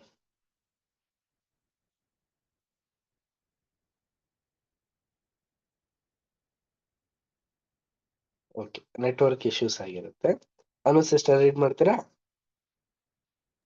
ಮಾಡ್ತೀನಿ. Thank you sister. ನಾವು ದೇವರ ರಾಜ್ಯದ ಸಂದೇಶವನ್ನು ಕೇಳುವುದಷ್ಟೇ ಸಾಕಾಗದು. ಇದರ ವಿಷಯದಲ್ಲಿ ನಾವು ಒಳ್ಳೆಯ ಹೃದಯ ಅಥವಾ ಸದುದ್ದೇಶ ಹೊಂದುವುದಷ್ಟೇ ಸಾಕಾಗದು. ಒಡೆಯನು ಹೇಳಿರುವಂತೆ ನಾವು ಆ ರಾಜ್ಯದ ಸಂದೇಶವನ್ನು ಅರ್ಥ ಮಾಡಿಕೊಳ್ಳುವುದು ಇನ್ನೂ ಹೆಚ್ಚು ಅವಶ್ಯವಾಗಿರುವುದು. ಆದುದರಿಂದ ಸತ್ಯವೇದದ ಅಧ್ಯಯನವು ಅಗತ್ಯ. ಕೆಲವು ವರ್ಷಗಳ ಭೂಲೋಕದ ಜೀವಿತ ನಡೆಸಲು ಸಿದ್ಧತೆ ಮಾಡಿಕೊಳ್ಳಲು ಹಲವಾರು ವರ್ಷಗಳ ಅಧ್ಯಯನವು ಮುಡುಪಾಗಿಡುವುದು ವಿವೇಕವೂ ಉಚಿತವೂ ಆಗಿರುವುದೆಂದು ಬುದ್ಧಿವಂತ ಜನರು ಭಾವಿಸುವರು. ನಿತ್ಯ ಜೀವ ಮತ್ತು ಆ ರಾಜ್ಯದ ಆಶೀರ್ವಾದ ಪಡೆಯುವುದಕ್ಕಾಗಿ ಎಷ್ಟು ಪ್ರಮಾಣದ ಅಧ್ಯಯನವು ಸೂಕ್ತವೆಂದು ನಾವು ಪರಿಗಣಿಸಬೇಕಾಗಿರುವುದು. ಆ ರಾಜ್ಯದಲ್ಲಿ ಸೇರುವುದಕ್ಕಾಗಿ ಗುಣಾಭಿವೃದ್ಧಿಪಡಿಸಿಕೊಳ್ಳಲು ವಿನಿಯೋಗಿಸಿದಂಥ ಸಮಯ ಮತ್ತು ಪರಿಶ್ರಮಗಳು ವಿವೇಕದಿಂದ ಉಪಯೋಗಿಸಲ್ಪಟ್ಟಿರುವುಗಳಾಗಿರುವುದು. ಅಲ್ಲದೆ 30ರಷ್ಟು 60ರಷ್ಟು ಹಾಗೂ 100ರಷ್ಟು ಪಡೆದ ಬೆಳೆಯು ನಾವು ತೋರಿದ ಶ್ರದ್ಧೆಯ ತೀವ್ರತೆ ಮತ್ತು ಪರಿಮಾಣಗಳನ್ನು ಉಲ್ಲೇಖಿಸುತ್ತದೆ. ಆ ರಾಜ್ಯದಲ್ಲಿ ದೊರೆಯುವ ಪ್ರತಿಫಲವು ಈ ಪರಿಮಾಣದ ಅನುಗುಣವಾಗಿಯೇ ಇರುತ್ತದೆ. ಮಹಿಮೆಯಲ್ಲಿ ಒಂದು ನಕ್ಷತ್ರಕ್ಕೂ ಇನ್ನೊಂದು ನಕ್ಷತ್ರಕ್ಕೂ ಹೆಚ್ಚು ಕಡಿಮೆ ಉಂಟಷ್ಟೆ. ಸತ್ತವರಿಗಾಗುವ ಪುನರುತ್ಥಾನವು ಅದೇ ಪ್ರಕಾರವಾಗಿರುವುದು. ಆ ರಾಜ್ಯದಲ್ಲಿ ಮಹಿಮೆಯಲ್ಲಿನ ಪರಿಮಾಣವು ಬೇರೆ ಬೇರೆಯಾಗಿ ಇರುವುದಾಗಿ ತೋರಿಬರುವುದು. ಆದರೂ ಒಳ್ಳೆಯ ಪ್ರಮಾಣದಲ್ಲಿ ಫಲಗಳನ್ನು ನೀಡಲಾರದ ಯಾರು ತಂದೆಗೆ ಒಪ್ಪಿಗೆಯಾಗುವುದಿಲ್ಲ. ಅರ್ಹತೆ ಇಲ್ಲದಿದ್ದಲ್ಲಿ ಬಲ ಒಳ್ಳೆಯದು ಮಾಡಿದ್ದಿ ಎಂಬ ಪ್ರಶಂಸಾ ನುಡಿಯು ಎಂದೂ ಉಚ್ಚರಿಸಲ್ಪಡುವುದಿಲ್ಲ. Thank you sister. ಪ್ರಿಯ ಸಹೋದರ ಮತ್ತು ಸಹೋದರರೇ, ಈ ಒಂದು ದೇವರ ಒಂದು ರಾಜ್ಯದ ಸಂದೇಶವನ್ನು ಕೇಳುವಂತ ಒಳ್ಳೆ ಹೃದಯನ ಹೊಂದಿರುವಂತ ಸದಸ್ಯರುಗಳು, ಅವರು ದೇವರ ಒಂದು ರಾಜ್ಯದ ಒಂದು ಅರ್ಥಾರ್ಥಗಳನ್ನ ಅದರಲ್ಲಿರುವಂತ ಒಂದು ಅವಶೇಷಗಳನ್ನೆಲ್ಲಾನು ಕೂಡ ಇಟ್ಕೊಂಡಿರ್ತಾರಂತೆ. ನೋಡಿ, ಈಗ ಇದ್ರಲ್ಲಿ ಇನ್ನೂ ಒಂದು ಪಾಯಿಂಟ್ ನ ಕೂಡ ಹೇಳ್ತಾರೆ. ಈಗ ಧರ್ಮಶಾಸ್ತ್ರ ಇರುವಂತ ಎಲ್ಲಾ ವಿಚಾರಗಳನ್ನೆಲ್ಲ ತಿಳ್ಕೊಂಡು ಅದನ್ನ ಪಂಡಿತರಾಗೋ ತರ ಆಗ್ಬೇಕು ಅಂತಂದ್ರೆ ನಮ್ಗೆ ಹಲವಾರು ವರ್ಷಗಳು ಬೇಕು ಅಂತ ಅನ್ನೋ ಒಂದು ಅಂಶನೂ ಇದೆ. ಅದಕ್ಕೇನೆ ನಮ್ಮ ಒಂದು ಜೀವನ ದೇವರು ಕೊಟ್ಟಿರೋದು. ಅಂದ್ರೆ ಯಾವ ರೀತಿ? ಪ್ರಿಯ ಸಹೋದರ ಮತ್ತು ಸಹೋದರರೇ, ದೇವರ ಒಂದು ರಾಜ್ಯದ ಕುರಿತಾದಂತ ವಿಚಾರಗಳನ್ನ ಕೇಳುವಂತ ಎಲ್ಲಾ ಮಕ್ಕಳುಗಳನ್ನು ಕೂಡ ಅವ್ರಿಗೆ ಒಂದು ದೇವರ ಒಂದು ಎಣಿಕೆಯಲ್ಲಿ ಇಷ್ಟು ವರ್ಷಗಳ ಒಂದು ಅವಕಾಶನ ದೇವ್ರು ಕೊಟ್ಟಿರ್ತಾರೆ. ಆ ಒಂದು ಸಮಯದಲ್ಲಿ ಅವರು ನಿತ್ಯ ಜೀವ ಮತ್ತೆ ದೇವರ ರಾಜ್ಯದ ಆಶೀರ್ವಾದನ ಪಡ್ಕೋಬೇಕು ಅಂತಂದ್ರೆ ಅವ್ರು ಇದ್ರಲ್ಲಿರುವಂತ ಒಂದು ತುಂಬಾ ವಿಶೇಷವಾದಂತ ಪರಿಗಣಿಸುವಂತ ಒಂದು ವಿಚಾರಗಳನ್ನೆಲ್ಲಾನು ಕೂಡ ಗಂಭೀರವಾಗಿ ಅವರು ಅನುಸರಿಸಿ ನಡೆದುಕೊಂಡಿರ್ಬೇಕು.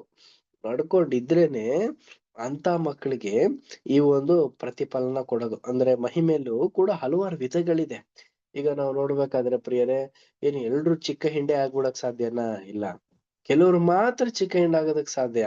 ಮಹಾ ಸಮ್ಮುಖದಲ್ಲೂ ಕೂಡ ಹಲವಾರು ಮಂದಿ ಹೋಗುವಂತವರಾಗಿರ್ತಾರೆ ಪ್ರಿಯ ಸಹೋದರ ಮತ್ತು ಸಹೋದರರೇ. ಹಾಗ್ ನೋಡ್ಬೇಕಾದ್ರೆ ನಾವೆಲ್ಲ ಒಂದೇ ಓಟದಲ್ಲಿ ಓಡುವಂತ ಸಹೋದರ ಸಹೋದರಿಯರು ಈ ಎರಡು ಭೇದ ಭಾವದಲ್ಲೂ ಕೂಡ ಸಿಲುಕುವಂತ ಒಂದು ಸನ್ನಿವೇಶನೂ ಕೂಡ ಇರುತ್ತೆ. ಈಗ ಚಿಕ್ಕ ಹಿಂಡಿಗೆ ಅಂತ ನಾವು ನೋಡ್ಬೇಕಾದ್ರೆ ಅದರಲ್ಲಿ 24 ಕ್ಯಾರೆಟ್ ಗೋಲ್ಡ್ ಇರೋಂತ ಒಂದು ಗುಣಗಳಿರ್ಬೇಕು. ಅದೇ ಪ್ರಕಾರ ಈಗ 24 ಕ್ಯಾರೆಟ್ ಗೋಲ್ಡ್ 22 ಕ್ಯಾರೆಟ್ ಗೋಲ್ಡ್ ಅಂತ ಯಾಕೆ ಹೇಳ್ತಾರೆ? ಸ್ವಲ್ಪ ಪ್ರಮಾಣದಲ್ಲಿ ಒಂದು ಮಿಶ್ರಣನ ಉಪಯೋಗಿಸೋದ್ರಿಂದ ಅದರ ಒಂದು ಗೋಲ್ಡ್ನೆಸ್ ಕಮ್ಮಿ ಆಗತ್ತೆ. ಅದೇ ತರಾನೇ ಈ ಒಂದು ಚಿಕ್ಕ ಹಿಂಡ್ಗೂ ಮತ್ತೆ ಮಹಾಸಮೂಹಕ್ಕೂ ಇರುವಂತ ಒಂದು ವ್ಯತ್ಯಾಸ ಪ್ರಿಯರೇ. ಆ ಒಂದು ವಿಶೇಷವಾದಂತ ಒಂದು ವ್ಯತ್ಯಾಸನ ಅರ್ತಿರುವಂತವ್ರು ನಾವು ಆ ಒಂದು ವ್ಯತ್ಯಾಸದನ್ನೇ ನಮ್ಮ ಒಂದು ಜೀವನದಲ್ಲಿ ಮಡಿಕೊಳ್ದೇನೆ ಚಿಕ್ಕ ಹಿಂಡಿಗಾಗಿ ನಾವು ಓಡೋದಕ್ಕೆ ಪ್ರಯತ್ನ ಪಡ್ಬೇಕಂತೆ. ಉದಾಹರಣೆ ನಾವು ನೋಡ್ಬೇಕಾದ್ರೆ ನಕ್ಷತ್ರಗಳಲ್ಲೂ ಕೂಡ ಹಲವಾರು ವಿಶೇಷವಾದಂತ ಒಂದು ನಕ್ಷತ್ರಗಳೆಲ್ಲ ಇದೆ. ಒಂದು ಬ್ರೈಟ್ ಮಾರ್ನಿಂಗ್ ಸ್ಟಾರ್, ಜುಪಿಟರ್ ಅಂತ ಅಂದ್ಬಿಟ್ಟು ತುಂಬಾನೇ ಇದೆ ಪ್ರಿಯ ಸಹೋದರ ಮತ್ತು ಸಹೋದರರೇ ನಕ್ಷತ್ರಗಣಗಳು. ಅದೇ ತರಾನೇ ನಾವು ಕೂಡ ಒಂದು ನಕ್ಷತ್ರವಾಗಿ ಮಾರ್ಪಾಟಾಗ್ಬೇಕು. ಅಂದ್ರೆ ಏನು? ಚಿಕ್ಕ ಹಿಂಡನ್ನ ನಕ್ಷತ್ರಕ್ಕೆ ಹೋಲಿಕೆ ಮಾಡ್ತಾರೆ. ಅಂತ ಒಂದು ವಿಶೇಷವಾದಂತ ಒಂದು ನಕ್ಷತ್ರವಾಗ್ಬೇಕು ಅಂತಂದ್ರೆ ನಮ್ಮ ಒಂದು ಪರಿಶ್ರಮ ಈ ಒಂದು ಲೋಕದಲ್ಲಿ ಇರಬೇಕು. ಒಳ್ಳೆ ಫಲಗಳು ಕೊಡುವಂತ ರೀತಿಯಲ್ಲಿ ಆಗ್ಬೇಕು. ಇಲ್ಲವಾದಲ್ಲಿ ನಾವು ಮಹಾಸಮೂಹದಲ್ಲೂ ಹೋಗುವಂತ ಒಂದು ಸನ್ನಿವೇಶ ಕಾಣಿಸುವಂತದ್ದಾಗಿರುತ್ತೆ ಅಂದ್ರೆ ಈ ಒಂದು ಪಾಠದಲ್ಲಿ ಆ ಒಂದು ಅಂಶ. ಸೊ ನಾವ್ ಇದುವರೆಗೂ ಕೂಡ ಆ ಒಂದು ನೆಲದಲ್ಲಿ ಬಿದ್ದಂತ ಒಂದು ಬೀಜದ ಕುರಿತಾದಂತ ಒಂದು ಪಾಠಗಳನ್ನ ನಾವು ನೋಡಿದ್ವಿ. ಈಗ ನೆಕ್ಸ್ಟ್ ಇನ್ನೊಂದು ವಿಶೇಷವಾದಂತ ಒಂದು ಪಾಠನ ನಾವು ಇವತ್ತು ಕಂಟಿನ್ಯೂ ಮಾಡೋಣ. ಗೋಧಿ ಮತ್ತು ಹಣಜಿ ಅನ್ನೋ ಒಂದು ಪಾಠ ರೀಪ್ರಿಂಟ್ 4635 ಬರ್ದಿರೋದು. ಇದನ್ನ ಈ ದಿನ ನಾವು ಸ್ಟಾರ್ಟ್ ಮಾಡೋಣ. ಗೋಧಿ ಮತ್ತು ಹಣಜಿ ರೀಪ್ರಿಂಟ್ಸ್ ಪುಟ 4635. ಮತ್ತಾಯ 13ನೇ ಅಧ್ಯಾಯ 24ರಿಂದ 43ನೇ ವಚನಗಳು. ಆಗ ನೀತಿವಂತರು ತಮ್ಮ ತಂದೆಯ ರಾಜ್ಯದಲ್ಲಿ ಸೂರ್ಯನಂತೆ ಪ್ರಕಾಶಿಸುವರು. ಮತ್ತಾಯ 13ನೇ ಅಧ್ಯಾಯ 43ನೇ ವಚನ. ಇಲ್ಲಿ ಪರಲೋಕ ರಾಜ್ಯದ ಮತ್ತೊಂದು ಸಾಮ್ಯದ ಮೂಲಕ ಒಂದು ದೊಡ್ಡ ಪ್ರವಾದನೆಯನ್ನು ಪರಿಚಯಿಸಲಾಗಿದೆ. ಹಿಂದಿನ ವಾರದ ಅಧ್ಯಯನವು ಸತ್ಯವನ್ನು ಕೇಳುವ ಹಲವು ವರ್ಗಗಳನ್ನು ತೋರಿಸಿಕೊಟ್ಟಿತ್ತು. ಈ ದಿನದ ಅಧ್ಯಯನವು ಒಳ್ಳೆಯ ನೆಲದ ಕೇಳುಗರನ್ನು ಬಿಟ್ಟು ಉಳಿದ ಎಲ್ಲರನ್ನೂ ನಿರ್ಲಕ್ಷಿಸಲಾಗಿದೆ. ಇದು ನಮ್ಮ ಕರ್ತನಿಗೆ ಸುವಾರ್ತೆಗದ ಇತಿಹಾಸವು ಮುಂದಾಗಿ ತಿಳಿದಿತ್ತೆಂಬುದನ್ನು ತೋರಿಸುತ್ತದೆ. ಆತನು ಮತ್ತು ಆತನ ಶಿಷ್ಯರು ಕೇವಲ ಒಳ್ಳೆಯ ಬೀಜಗಳನ್ನೇ ಬಿತ್ತುತ್ತಾರೆಂದು ನಮಗೆ ತಿಳಿಸಲಾಗಿದೆ. ಅನಂತರ ಅಪೋಸ್ತಲರು ಮರಣವೆಂಬ ನಿದ್ರೆಗೆ ಹೋದ ನಂತರ ಮಹಾವಿರೋಧಿಯಾದ ಸೈತಾನನು ಗೋಧಿಯ ಹೊಲದ ತುಂಬಾ ಹಣಜಿ ಎಂಬ ಕಳೆ ಸಸ್ಯದ ಬೀಜಗಳನ್ನು ಬಿತ್ತು ಹೋದನು. ಇಂಥ ದ್ವೇಷ ಕೃತ್ಯವು ಪೌರತ್ಯ ದೇಶದಲ್ಲಿ ಅಸಾಮಾನ್ಯವೇನಲ್ಲವೆಂದು ನಮಗೆ ಹೇಳಲಾಗಿದೆ. ಹಣಜಿಯ ಬೀಜವು ಗೋಧಿಯ ಬೀಜಕ್ಕಿಂತಲೂ ಭಿನ್ನವಾಗಿರುತ್ತದೆ. ಆದರೆ ಬೆಳೆಯುವಾಗ ಎರಡೂ ಗಿಡದ ಕಾಂಡವು ಬಹು ಸಮವಾಗಿರುತ್ತದೆ ಮತ್ತು ತೆನೆಗಳು ಬಲಿಯುವವರೆಗೂ ಹೋಲಿಕೆಯಲ್ಲಿಯೂ ಸಮನಾಗಿಯೇ ಇರುತ್ತದೆ. ತಜ್ಞರನ್ನು ಹೊರತುಪಡಿಸಿದರೆ ಬೇರೆಯವರಿಗೆ ಇದರ ಭೇದವನ್ನು ತಿಳಿಯಲು ಸಾಧ್ಯವಿರುವುದಿಲ್ಲ. ಅನಂತರ ಗೋಧಿಯ ತೆನೆಯು ಭಾರವಾಗಿದ್ದು ಬಾಗಿಕೊಂಡು ಹಣಜಿಯ ತೆನೆಯು ಹಗುರವಾಗಿರಲಾಗಿ ನೆಟ್ಟಗೆ ನಿಂತಿರುತ್ತದೆ. ಇವುಗಳು ಬೆಳೆಯುವಾಗ ಹಣಜಿ ಮತ್ತು ಗೋಧಿಯ ಭೇದವನ್ನು ಸೂಕ್ಷ್ಮವಾಗಿ ಅರಿಯಲು ಕೇವಲ ತಜ್ಞರಿಗೆ ಮಾತ್ರ ಸಾಧ್ಯ. ಥ್ಯಾಂಕ್ ಯು ಪ್ರಿಯ ಸಹೋದರ ಮತ್ತು ಸಹೋದರಿಯರೇ. ನಾವಿದನ್ನ ಇನ್ನೊಂದು ವಿಶೇಷವಾದಂತ ಒಂದು ಪಾಠನ ನಾವು ನೋಡುವಂತರಾಗಿದ್ದೀವಿ. ಗೋಧಿ ಮತ್ತೆ ಹಣಜಿ. ಪ್ರಿಯರೇ, ಇದು ಪರಲೋಕದ ರಾಜ್ಯದ ಮತ್ತೊಂದು ಸಾಮ್ಯನ ಯೇಸು ಕ್ರಿಸ್ತರು ದೊಡ್ಡದಾಗಿ ಎಲ್ಲರಿಗೂ ಕೂಡ ಅರ್ಥ ಆಗೋ ರೀತಿಯಲ್ಲಿ ತಿಳಿಸ್ತಾ ಇದ್ದಾರೆ. ಮೊದಲನೇದಾಗಿ ಪ್ರಿಯ ಸಹೋದರ ಮತ್ತು ಸಹೋದರಿಯರೇ, ಈ ಒಂದು ಅಣಜಿಯಲ್ಲಿ ನಡೆದಂತ ಒಂದು ಘಟನೆನ ನಾವು ನೋಡೋಣ. ಗೋಧಿ ಮತ್ತೆ ಅಣಜಿಲಿ ನೋಡಿ, ಇಲ್ಲಿ ವಿಶ್ಲೇಷಣೆ ನಮಗೆ ಏನ್ ಕೊಡ್ತಾ ಇದಾರೆ, ಒಂದು ಒಳ್ಳೆ ನೆಲದಲ್ಲಿ ಏನಾಗಿದೆ ಅಂತಂದ್ರೆ ಗೋಧಿನ ಬಿತ್ತಿದಾರಂತೆ. ಅದಾದ ನಂತರ ಇನ್ನೊಬ್ಬ ವ್ಯಕ್ತಿ ಏನ್ ಮಾಡಿದ್ದಾನೆ ಅಂತಂದ್ರೆ ಆ ಅಣಜಿನೂ ಕೂಡ ನೆಟ್ಟು ಬಿಟ್ಟಿದ್ದಾನಂತೆ. ಅದಾದ ಮೇಲೆ ಅಲ್ಲಿ ಏನಾಗಿದೆ, ಗೋಧಿ ಮತ್ತೆ ಅಣಜಿಯ ಒಂದು ವ್ಯತ್ಯಾಸದ ಗುಣಗಳ ಬಗ್ಗೆ ನಾವು ನೋಡಬಹುದು. ನೋಡಿ, ಗೋಧಿ ಮತ್ತೆ ಅಣಜಿ ನೋಡೋದಕ್ಕೆ ಬೇರೆ ಬೇರೆ ತರ ಇದೆ, ವಿಭಿನ್ನವಾಗಿದೆ. ಗೋಧಿ ಒಂದು ಒಳ್ಳೇದಕ್ಕೆ ಉಪಯೋಗ ಆಗುತ್ತೆ, ಅಣಜಿ ಒಂದು ಬೇರೆ ಒಂದು ಕೆಟ್ಟದಕ್ಕೆ ಉಪಯೋಗ ಆಗುತ್ತೆ. ಈ ರೀತಿ ಇರ್ಬೇಕಾದ್ರೆ ಈ ಒಂದು ಗೋಧಿ ಮತ್ತೆ ಅಣಜಿಯಲ್ಲಿ ಬೆಳವಣಿಗೆ ಆಗ್ಬೇಕಾದ್ರೆ ಅದರ ಒಂದು ಪೈರೆ ಆಗ್ಲಿ ಮತ್ತೆ ಅದರಲ್ಲಿರುವಂತ ಒಂದು ಆ ಒಂದು ವರ್ಚಸ್ಸೇ ಆಗ್ಲಿ ಬರೋದು ಎರಡೂ ಕೂಡ ಒಂದೇ ತರಾನೇ ಇರುತ್ತೆ. ಆದ್ರೆ ಗೋಧಿ ತೆನೆ ಏನಾಗತ್ತೆ ಅಂತಂದ್ರೆ ಬೆಳೆದು ಬೆಳೆದು ಏನಾಗುತ್ತೆ, ಅದರ ಬಾಗುತ್ತಂತೆ. ಅಣಜಿ ತೆನೆ ಏನಾಗುತ್ತೆ, ಬೆಳೆದು ಅದೇ ರೀತಿ ಸ್ಟಡಿಯಾಗಿ ನಿಂತಿರುತ್ತೆ. ಇದನ್ನ ಯಾರಿಂದ ಮಾತ್ರ ಪರಿಶೋಧನೆ ಮಾಡೋದಕ್ ಸಾಧ್ಯ ಅಂತಂದ್ರೆ ಇದು ತಜ್ಞರಿಂದಲೇ ಸಾಧ್ಯ. ಇಲ್ಲಿ ತಜ್ಞರು ಅಂತ ಅನ್ಬಿಟ್ಟು ಉಲ್ಲೇಖ ಮಾಡ್ತಾ ಇದ್ದಾರೆ. ಏನಿದು ತಜ್ಞರು ಅಂತಂದ್ರೆ ಅಗ್ರಿಕಲ್ಚರ್ ಕೆಲಸ ಮಾಡುವಂತವ್ರು, ವ್ಯವಸಾಯ ಮಾಡುವಂತ ಸಹೋದರ ಸಹೋದರಿಯರಿಗೆ ಗೊತ್ತಿರುವಂತ ಒಂದು ಸನ್ನಿವೇಶ ಇದು. ಈಗ ಈ ರೀತಿ ಇರ್ಬೇಕಾದ್ರೆ ಆ ಒಂದು ನೆಲದಲ್ಲಿ ಒಳ್ಳೆ ನೆಲದಲ್ಲಿ ಇರೋದು ಯಾವುದು, ಕೆಟ್ಟ ಆ ಒಂದು ಒಳ್ಳೆ ನೆಲದಲ್ಲಿ ಬಂದಿರುವಂತ ಒಂದು ಒಳ್ಳೆ ಬೀಜಗಳು ಯಾವುದು, ಆ ಒಂದು ಒಳ್ಳೆ ನೆಲದಲ್ಲಿ ಬಂದಂತ ಒಂದು ಕೆಟ್ಟ ಬೀಜಗಳು ಯಾವುದು ಅನ್ಬಿಟ್ಟು ಆ ಒಂದು ತಜ್ಞರನ್ನೇ ಅರ್ಥ ಮಾಡ್ಕೊಂಡು ಆ ಕೆಟ್ಟದನ್ನ ತೆಗೆದು ಆ ಒಳ್ಳೇದಕ್ಕೆ ಮಾತ್ರ ಇನ್ನು ಆರೈಸಿ ನಡೆಸಬೇಕು ಅನ್ನೋದನ್ನ ನಮ್ಗೆ ಇಲ್ಲಿ ತಿಳಿಸ್ತಾ ಇದಾರೆ. ನೆಕ್ಸ್ಟ್ ಪ್ಯಾರಾದಲ್ಲೂ ಕೂಡ ನಮ್ಗೆ ಇನ್ನೊಂದು ಪಾಯಿಂಟ್ ಹೇಳ್ತಾರೆ ನೋಡಿ. ನೆಕ್ಸ್ಟ್ ಪ್ಯಾರನು ಅಮೃತ ಸಿಸ್ಟರ್ ರೀಡ್ ಮಾಡಿ.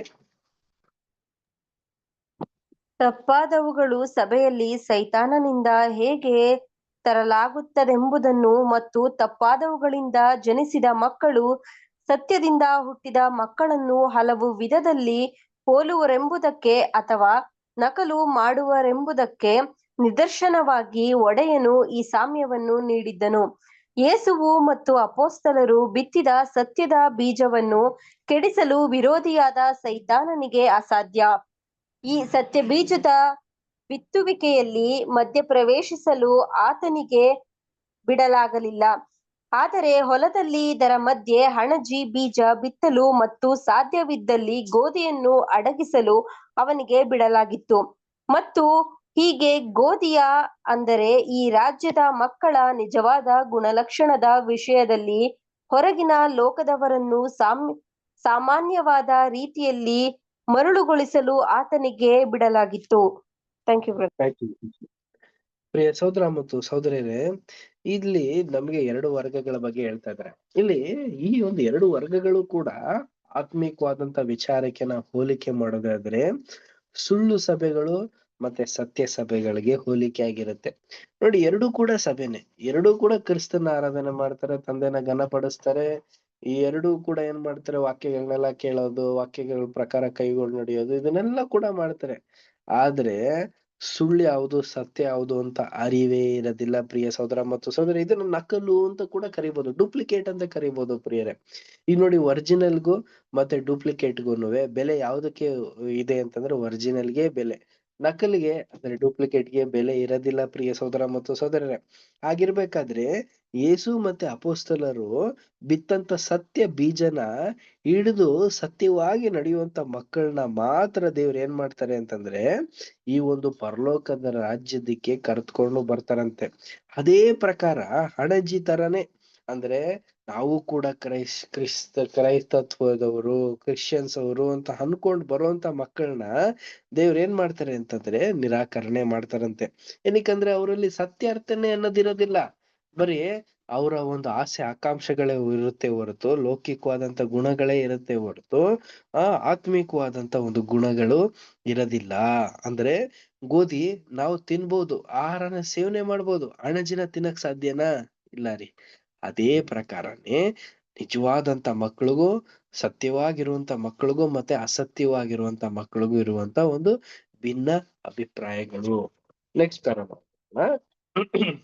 ನೆಕ್ಸ್ಟ್ ಪ್ಯಾರ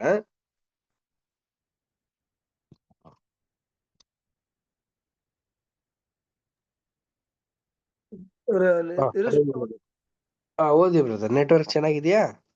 ಬ್ರದರ್, ಈಗಾಗಲೇ ಪ್ರಾಬ್ಲಮ್ ಆಯ್ತು. ಓದಿ ಬ್ರದರ್. ತಪ್ಪಾದವುಗಳು ಅಲ್ಲಿಂದ brother. Next 120 page first para. ಸೈತಾನನನ್ನು ಮತ್ತು ಆತನ ಯೋಜನೆಗಳು ನೆರವೇರುವುದನ್ನು ಯಾವ ಸಮಯದಲ್ಲಿ ಆದರೂ ಅಥವಾ ಎಲ್ಲಾ ಸಮಯಗಳಲ್ಲಿ ಆದರೂ ತಡೆಯುವುದಕ್ಕೆ ಸರ್ವಶಕ್ತನಾದ ದೇವರಿಗೆ ಸಾಧ್ಯವೆಂಬುದನ್ನು ನಾವು ಮನಸ್ಸಿನಲ್ಲಿ ಇಟ್ಟುಕೊಂಡಿರಬೇಕು. ದೇವರು ಮನ್ನಣೆ ಮಾಡದ ಹಲವಾರು ಸಂಗತಿಗಳನ್ನು ಆತನ ಯುಗಾಂತರಗಳ ಯೋಜನೆಯಲ್ಲಿ ಬರಮಾಡಲಾಗಿರುವುದೆಂಬುದನ್ನು ನಾವು ನೆನಪಿನಲ್ಲಿಟ್ಟುಕೊಳ್ಳಬೇಕು. ಆದರೆ ಆತನ ವಾಕ್ಯಗಳು ಅವುಗಳನ್ನು ಖಂಡಿಸುವವು. ದೇವರ ಯೋಜನೆಯು ಹಲವು ಕಾಲಗಳನ್ನು ವ್ಯಾಪಿಸಿಕೊಂಡಿರುವುದೆಂಬುದನ್ನು, ಕೇವಲ ಅವು ಪೂರ್ಣಗೊಂಡಾಗ ಮಾತ್ರ ದೇವರ ಜ್ಞಾನ, ವಿವೇಕ, ನೀತಿ, ನ್ಯಾಯ, ಪ್ರೀತಿ ಮತ್ತು ಬಲಗಳನ್ನು ಸಂಪೂರ್ಣವಾಗಿ ಪ್ರದರ್ಶಿಸುತ್ತವೆಂಬುದನ್ನು ನಾವು ನೆನಪಿನಲ್ಲಿಡಬೇಕು. ದೇವರು ಈಗಿನ ಕಾಲದಲ್ಲಿ ದುರಾತ್ಮಗಳ ಮತ್ತು ಮನುಷ್ಯರ ಕೋಪೋದ್ರೇಕಗಳು ತನ್ನ ಉದ್ದೇಶವನ್ನು ವಿರೋಧಿಸಲು ಬಿಟ್ಟಿರುತ್ತಾನಾದರೂ ಕಡೆಯಲ್ಲಿ ಇವುಗಳಿಂದ ಕೇವಲ ತನಗೆ ಮಹಿಮೆ ಉಂಟಾಗುವಂತೆ ಮತ್ತು ತನ್ನೊಡನೆ ಹೊಂದಾಣಿಕೆಯಾಗಿ ಇರುವವರಿಗೆ ಹಿತವಾಗುವಂತೆ ಅವುಗಳು ಮಾರ್ಪಡುವ ಹಾಗೆ ಮಾಡಿರುವನೆಂಬುದನ್ನು ನಾವು ನೆನಪಿನಲ್ಲಿಡಬೇಕು. Thank you brother. Thank you brother. ಪ್ರಿಯ ಸಹೋದರ ಮತ್ತು ಸಹೋದರರೇ, ಸೈತಾನನು ಮತ್ತು ಆತನ ಈ ಯೋಜನೆಗಳು ಹೆಂಗಿದೆ ಅಂತ ನಾವು ನೋಡ್ಬೇಕಾದ್ರೆ ತುಂಬಾ ವಿಭಿನ್ನವಾದಂತ ರೀತಿಯಲ್ಲಿದೆ. ಸೈತಾನನ ಒಂದು ದೃಷ್ಟಿಕೋನ ಏನಂತಂದ್ರೆ, ನಿಜವಾದಂತ ದೇವರ ಮಕ್ಕಳುಗಳಿಗೆ ಒಂದು ತಡೆಗಟ್ಟುವಂತ ಒಂದು ಸನ್ನಿವೇಶ ಆತನಲ್ಲಿ ಇರ್ತದೆ. ಆತನು ದೇವರ ಒಂದು ಜ್ಞಾನ, ನೀತಿ, ಪ್ರೀತಿ, ಬಲ, ಸಂಪೂರ್ಣವಾದಂತ ಒಂದು ಸನ್ನಿವೇಶಗಳನ್ನ ಆತನ ನೆನಪಿಗೆ ತಳ್ಕೊಳ್ಳದೆ ಏನ್ ಮಾಡ್ತಾ ಇದ್ದಾನೆ ಅಂತಂದ್ರೆ, ಅವನಲ್ಲೇ ಆದಂತ ಒಂದು ಸನ್ನಿವೇಶಗಳನ್ನ ತಂದು ಒದಗಿಸ್ತಾ ಇದ್ದಾನಂತೆ. ಈಗ ನೋಡಿ, ನಮ್ಮಲ್ಲೂ ಕೂಡ ಹಲವಾರು ಸಂಶಯಗಳಿರುತ್ತೆ. ದೇವ್ರು ಯಾಕೆ ಈ ರೀತಿ ಮಾಡ್ಬೋದಾಗಿತ್ತಲ್ಲ, ಈ ರೀತಿ ಎಲ್ಲ ಮಾಡ್ಬೋದಾಗಿತ್ತಲ್ಲ ಅಂತ ಅನ್ಬಿಟ್ಟು. ನೋಡಿ, ಇದು ಒಂದು ದೇವರ ಒಂದು ಸಂಪೂರ್ಣವಾದಂತ ಯೋಜನೆ. ಇದ್ರಲ್ಲಿ ಯುಗಾಂತರದ ಒಂದು ಯೋಜನೆನೂ ಕೂಡ ಅಡಕವಾಗಿದೆ. ಅದು ಮುಂದೆ ಬರುವಂತ ಕಾಲಘಟ್ಟಗಳಲ್ಲಿ ದೇವರೇ ನಮ್ಗೆ ಸಂಪೂರ್ಣವಾಗಿ ತಿಳಿಸ್ಕೊಡ್ತಾರಂತೆ. ಆ ಒಂದು ಪ್ರಶ್ನೆಗಳಿಗೆಲ್ಲ ಉತ್ತರ ಯಾವಾಗ ಸಿಗುತ್ತೆ ಅಂತಂದ್ರೆ, ಆ ಒಂದು ಅಂತಿಮ ಭಾಗದಲ್ಲೇನೆ, ಆ ಒಂದು ಸಭೆ ಕಂಪ್ಲೀಟ್ ಆದಾಗ, ಆ ಒಂದು ಸಭೆಯಲ್ಲಿ ಇರುವಂತ ಒಂದು ಸನ್ನಿವೇಶಗಳೆಲ್ಲನೂ ಕೂಡ ಇಡೀ ಲೋಕದ ಜನರುಗಳಿಗೆ ಅರ್ಥಪಡಿಸುವಂತ ಒಂದು ಕಾಲಘಟ್ಟಗಳ ಸಮಯದಲ್ಲೇನೆ ಅದು ಮಾಡೋದು. ಇದನ್ನೆಲ್ಲ ಮಾಡೋದ್ರಿಂದ ನಾವು ತಿಳಿಬೇಕಾಗಿರೋದು ಏನಂತಂದ್ರೆ, ದೇವರ ಒಂದು ಕೆಲಸ ಏನಾಗಿರುತ್ತೆ ಅಂತಂದ್ರೆ, ಸಂಪೂರ್ಣವಾಗಿ ನಿಧಾನಗತಿಯಾಗಿ ಒಂದು ಒಳ್ಳೆಯ ರೀತಿಯಲ್ಲಿ ತರುತ್ತೆ. ಆದರೆ ಸೈತಾನನ ಒಂದು ಕೆಲಸ ಕಾರ್ಯಗಳು ಏನಾಗಿರುತ್ತೆ ಅಂದ್ರೆ, ಬೇಗನೆ ಆರಂಭ ಆಗಿ ಬೇಗನೆ ಅಂತ್ಯನೂ ಕೂಡ ಆಗೋಗಿರುತ್ತೆ. ಆಗಿರೋದ್ರಿಂದ ನಮಗೆ ಈ ಒಂದು ಪಾಠಗಳಲ್ಲಿ ಏನು ಉಲ್ಲೇಖ ಅಂತ ನಾವು ನೋಡ್ಬೇಕಾದ್ರೆ, ನಾವು ಕೂಡ ದೇವರ ಒಂದು ವಾಕ್ಯನ ಕೇಳಿ ಕೈಗೊಂಡು ನಡೆದು ಆ ಒಂದು ದೇವರ ಒಂದು ಯೋಜನೆಯಲ್ಲಿ ಹಲವಾರು ಕಾಲ ನಾವು ಸತ್ಯವಾಕ್ಯಗಳನ್ನ ಕೈಗೊಂಡು ನಡೆಯೋದಕ್ಕೆ ಇಚ್ಛಿಸ್ಬೇಕಂತೆ ಹೊರತು ಬೇರೆ ಒಂದು ಮಾರ್ಗದಲ್ಲಿ ನಡೆಯೋದು ವ್ಯರ್ಥ. ಅಂದ್ರೆ ಗೋಧಿಯ ರೀತಿಯಲ್ಲಿ ನಾವಿರ್ಬೇಕೆ ಹೊರತು ಅಣೆಜಿಯ ರೀತಿಯಲ್ಲಿ, ಉಪಯೋಗ ಬಾರದಿರೋ ರೀತಿಯಲ್ಲಿ ನಾವು ಆಗ್ಬಾರ್ದು ಅನ್ನೋದೇ ಈ ಒಂದು ಪಾಠದ ಒಂದು ಅರ್ಥ ಪ್ರಿಯರೇ. ಸೊ ಇಲ್ಲಿಗೆ ಇವತ್ತಿನ ಒಂದು ಪಾಠ ನಾವು ನಿಲ್ಸುವಂತವರಾಗಿರೋಣ. ಮುಂದಿನ ಒಂದು ವಾರದಲ್ಲಿ ಇನ್ನು ಮುಂದುವರೆದಂತ ಒಂದು ಭಾಗನ ನಾವು ನೋಡೋಣ. ಕೊನೆಯದಾಗಿ ಒಂದು ಪ್ರಾರ್ಥನೆಯನ್ನ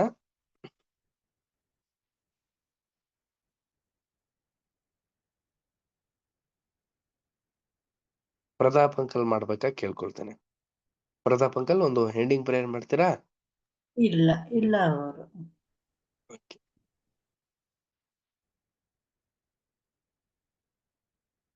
ಶ್ರೀಕಾಂತ್ ಬ್ರದರ್, ಒಂದು ಎಂಡಿಂಗ್ ಪ್ರೇಯರ್ ಮಾಡಿ ಬ್ರದರ್.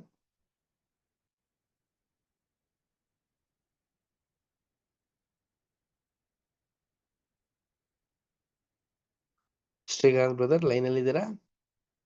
ಹೊರಗಡೆ ಇದೀನಿ ಬ್ರದರ್, ನಾನು ಇಲ್ಲಿ ಕೊಡಲ್ ಬಂದಿದ್ನ. Okay brother.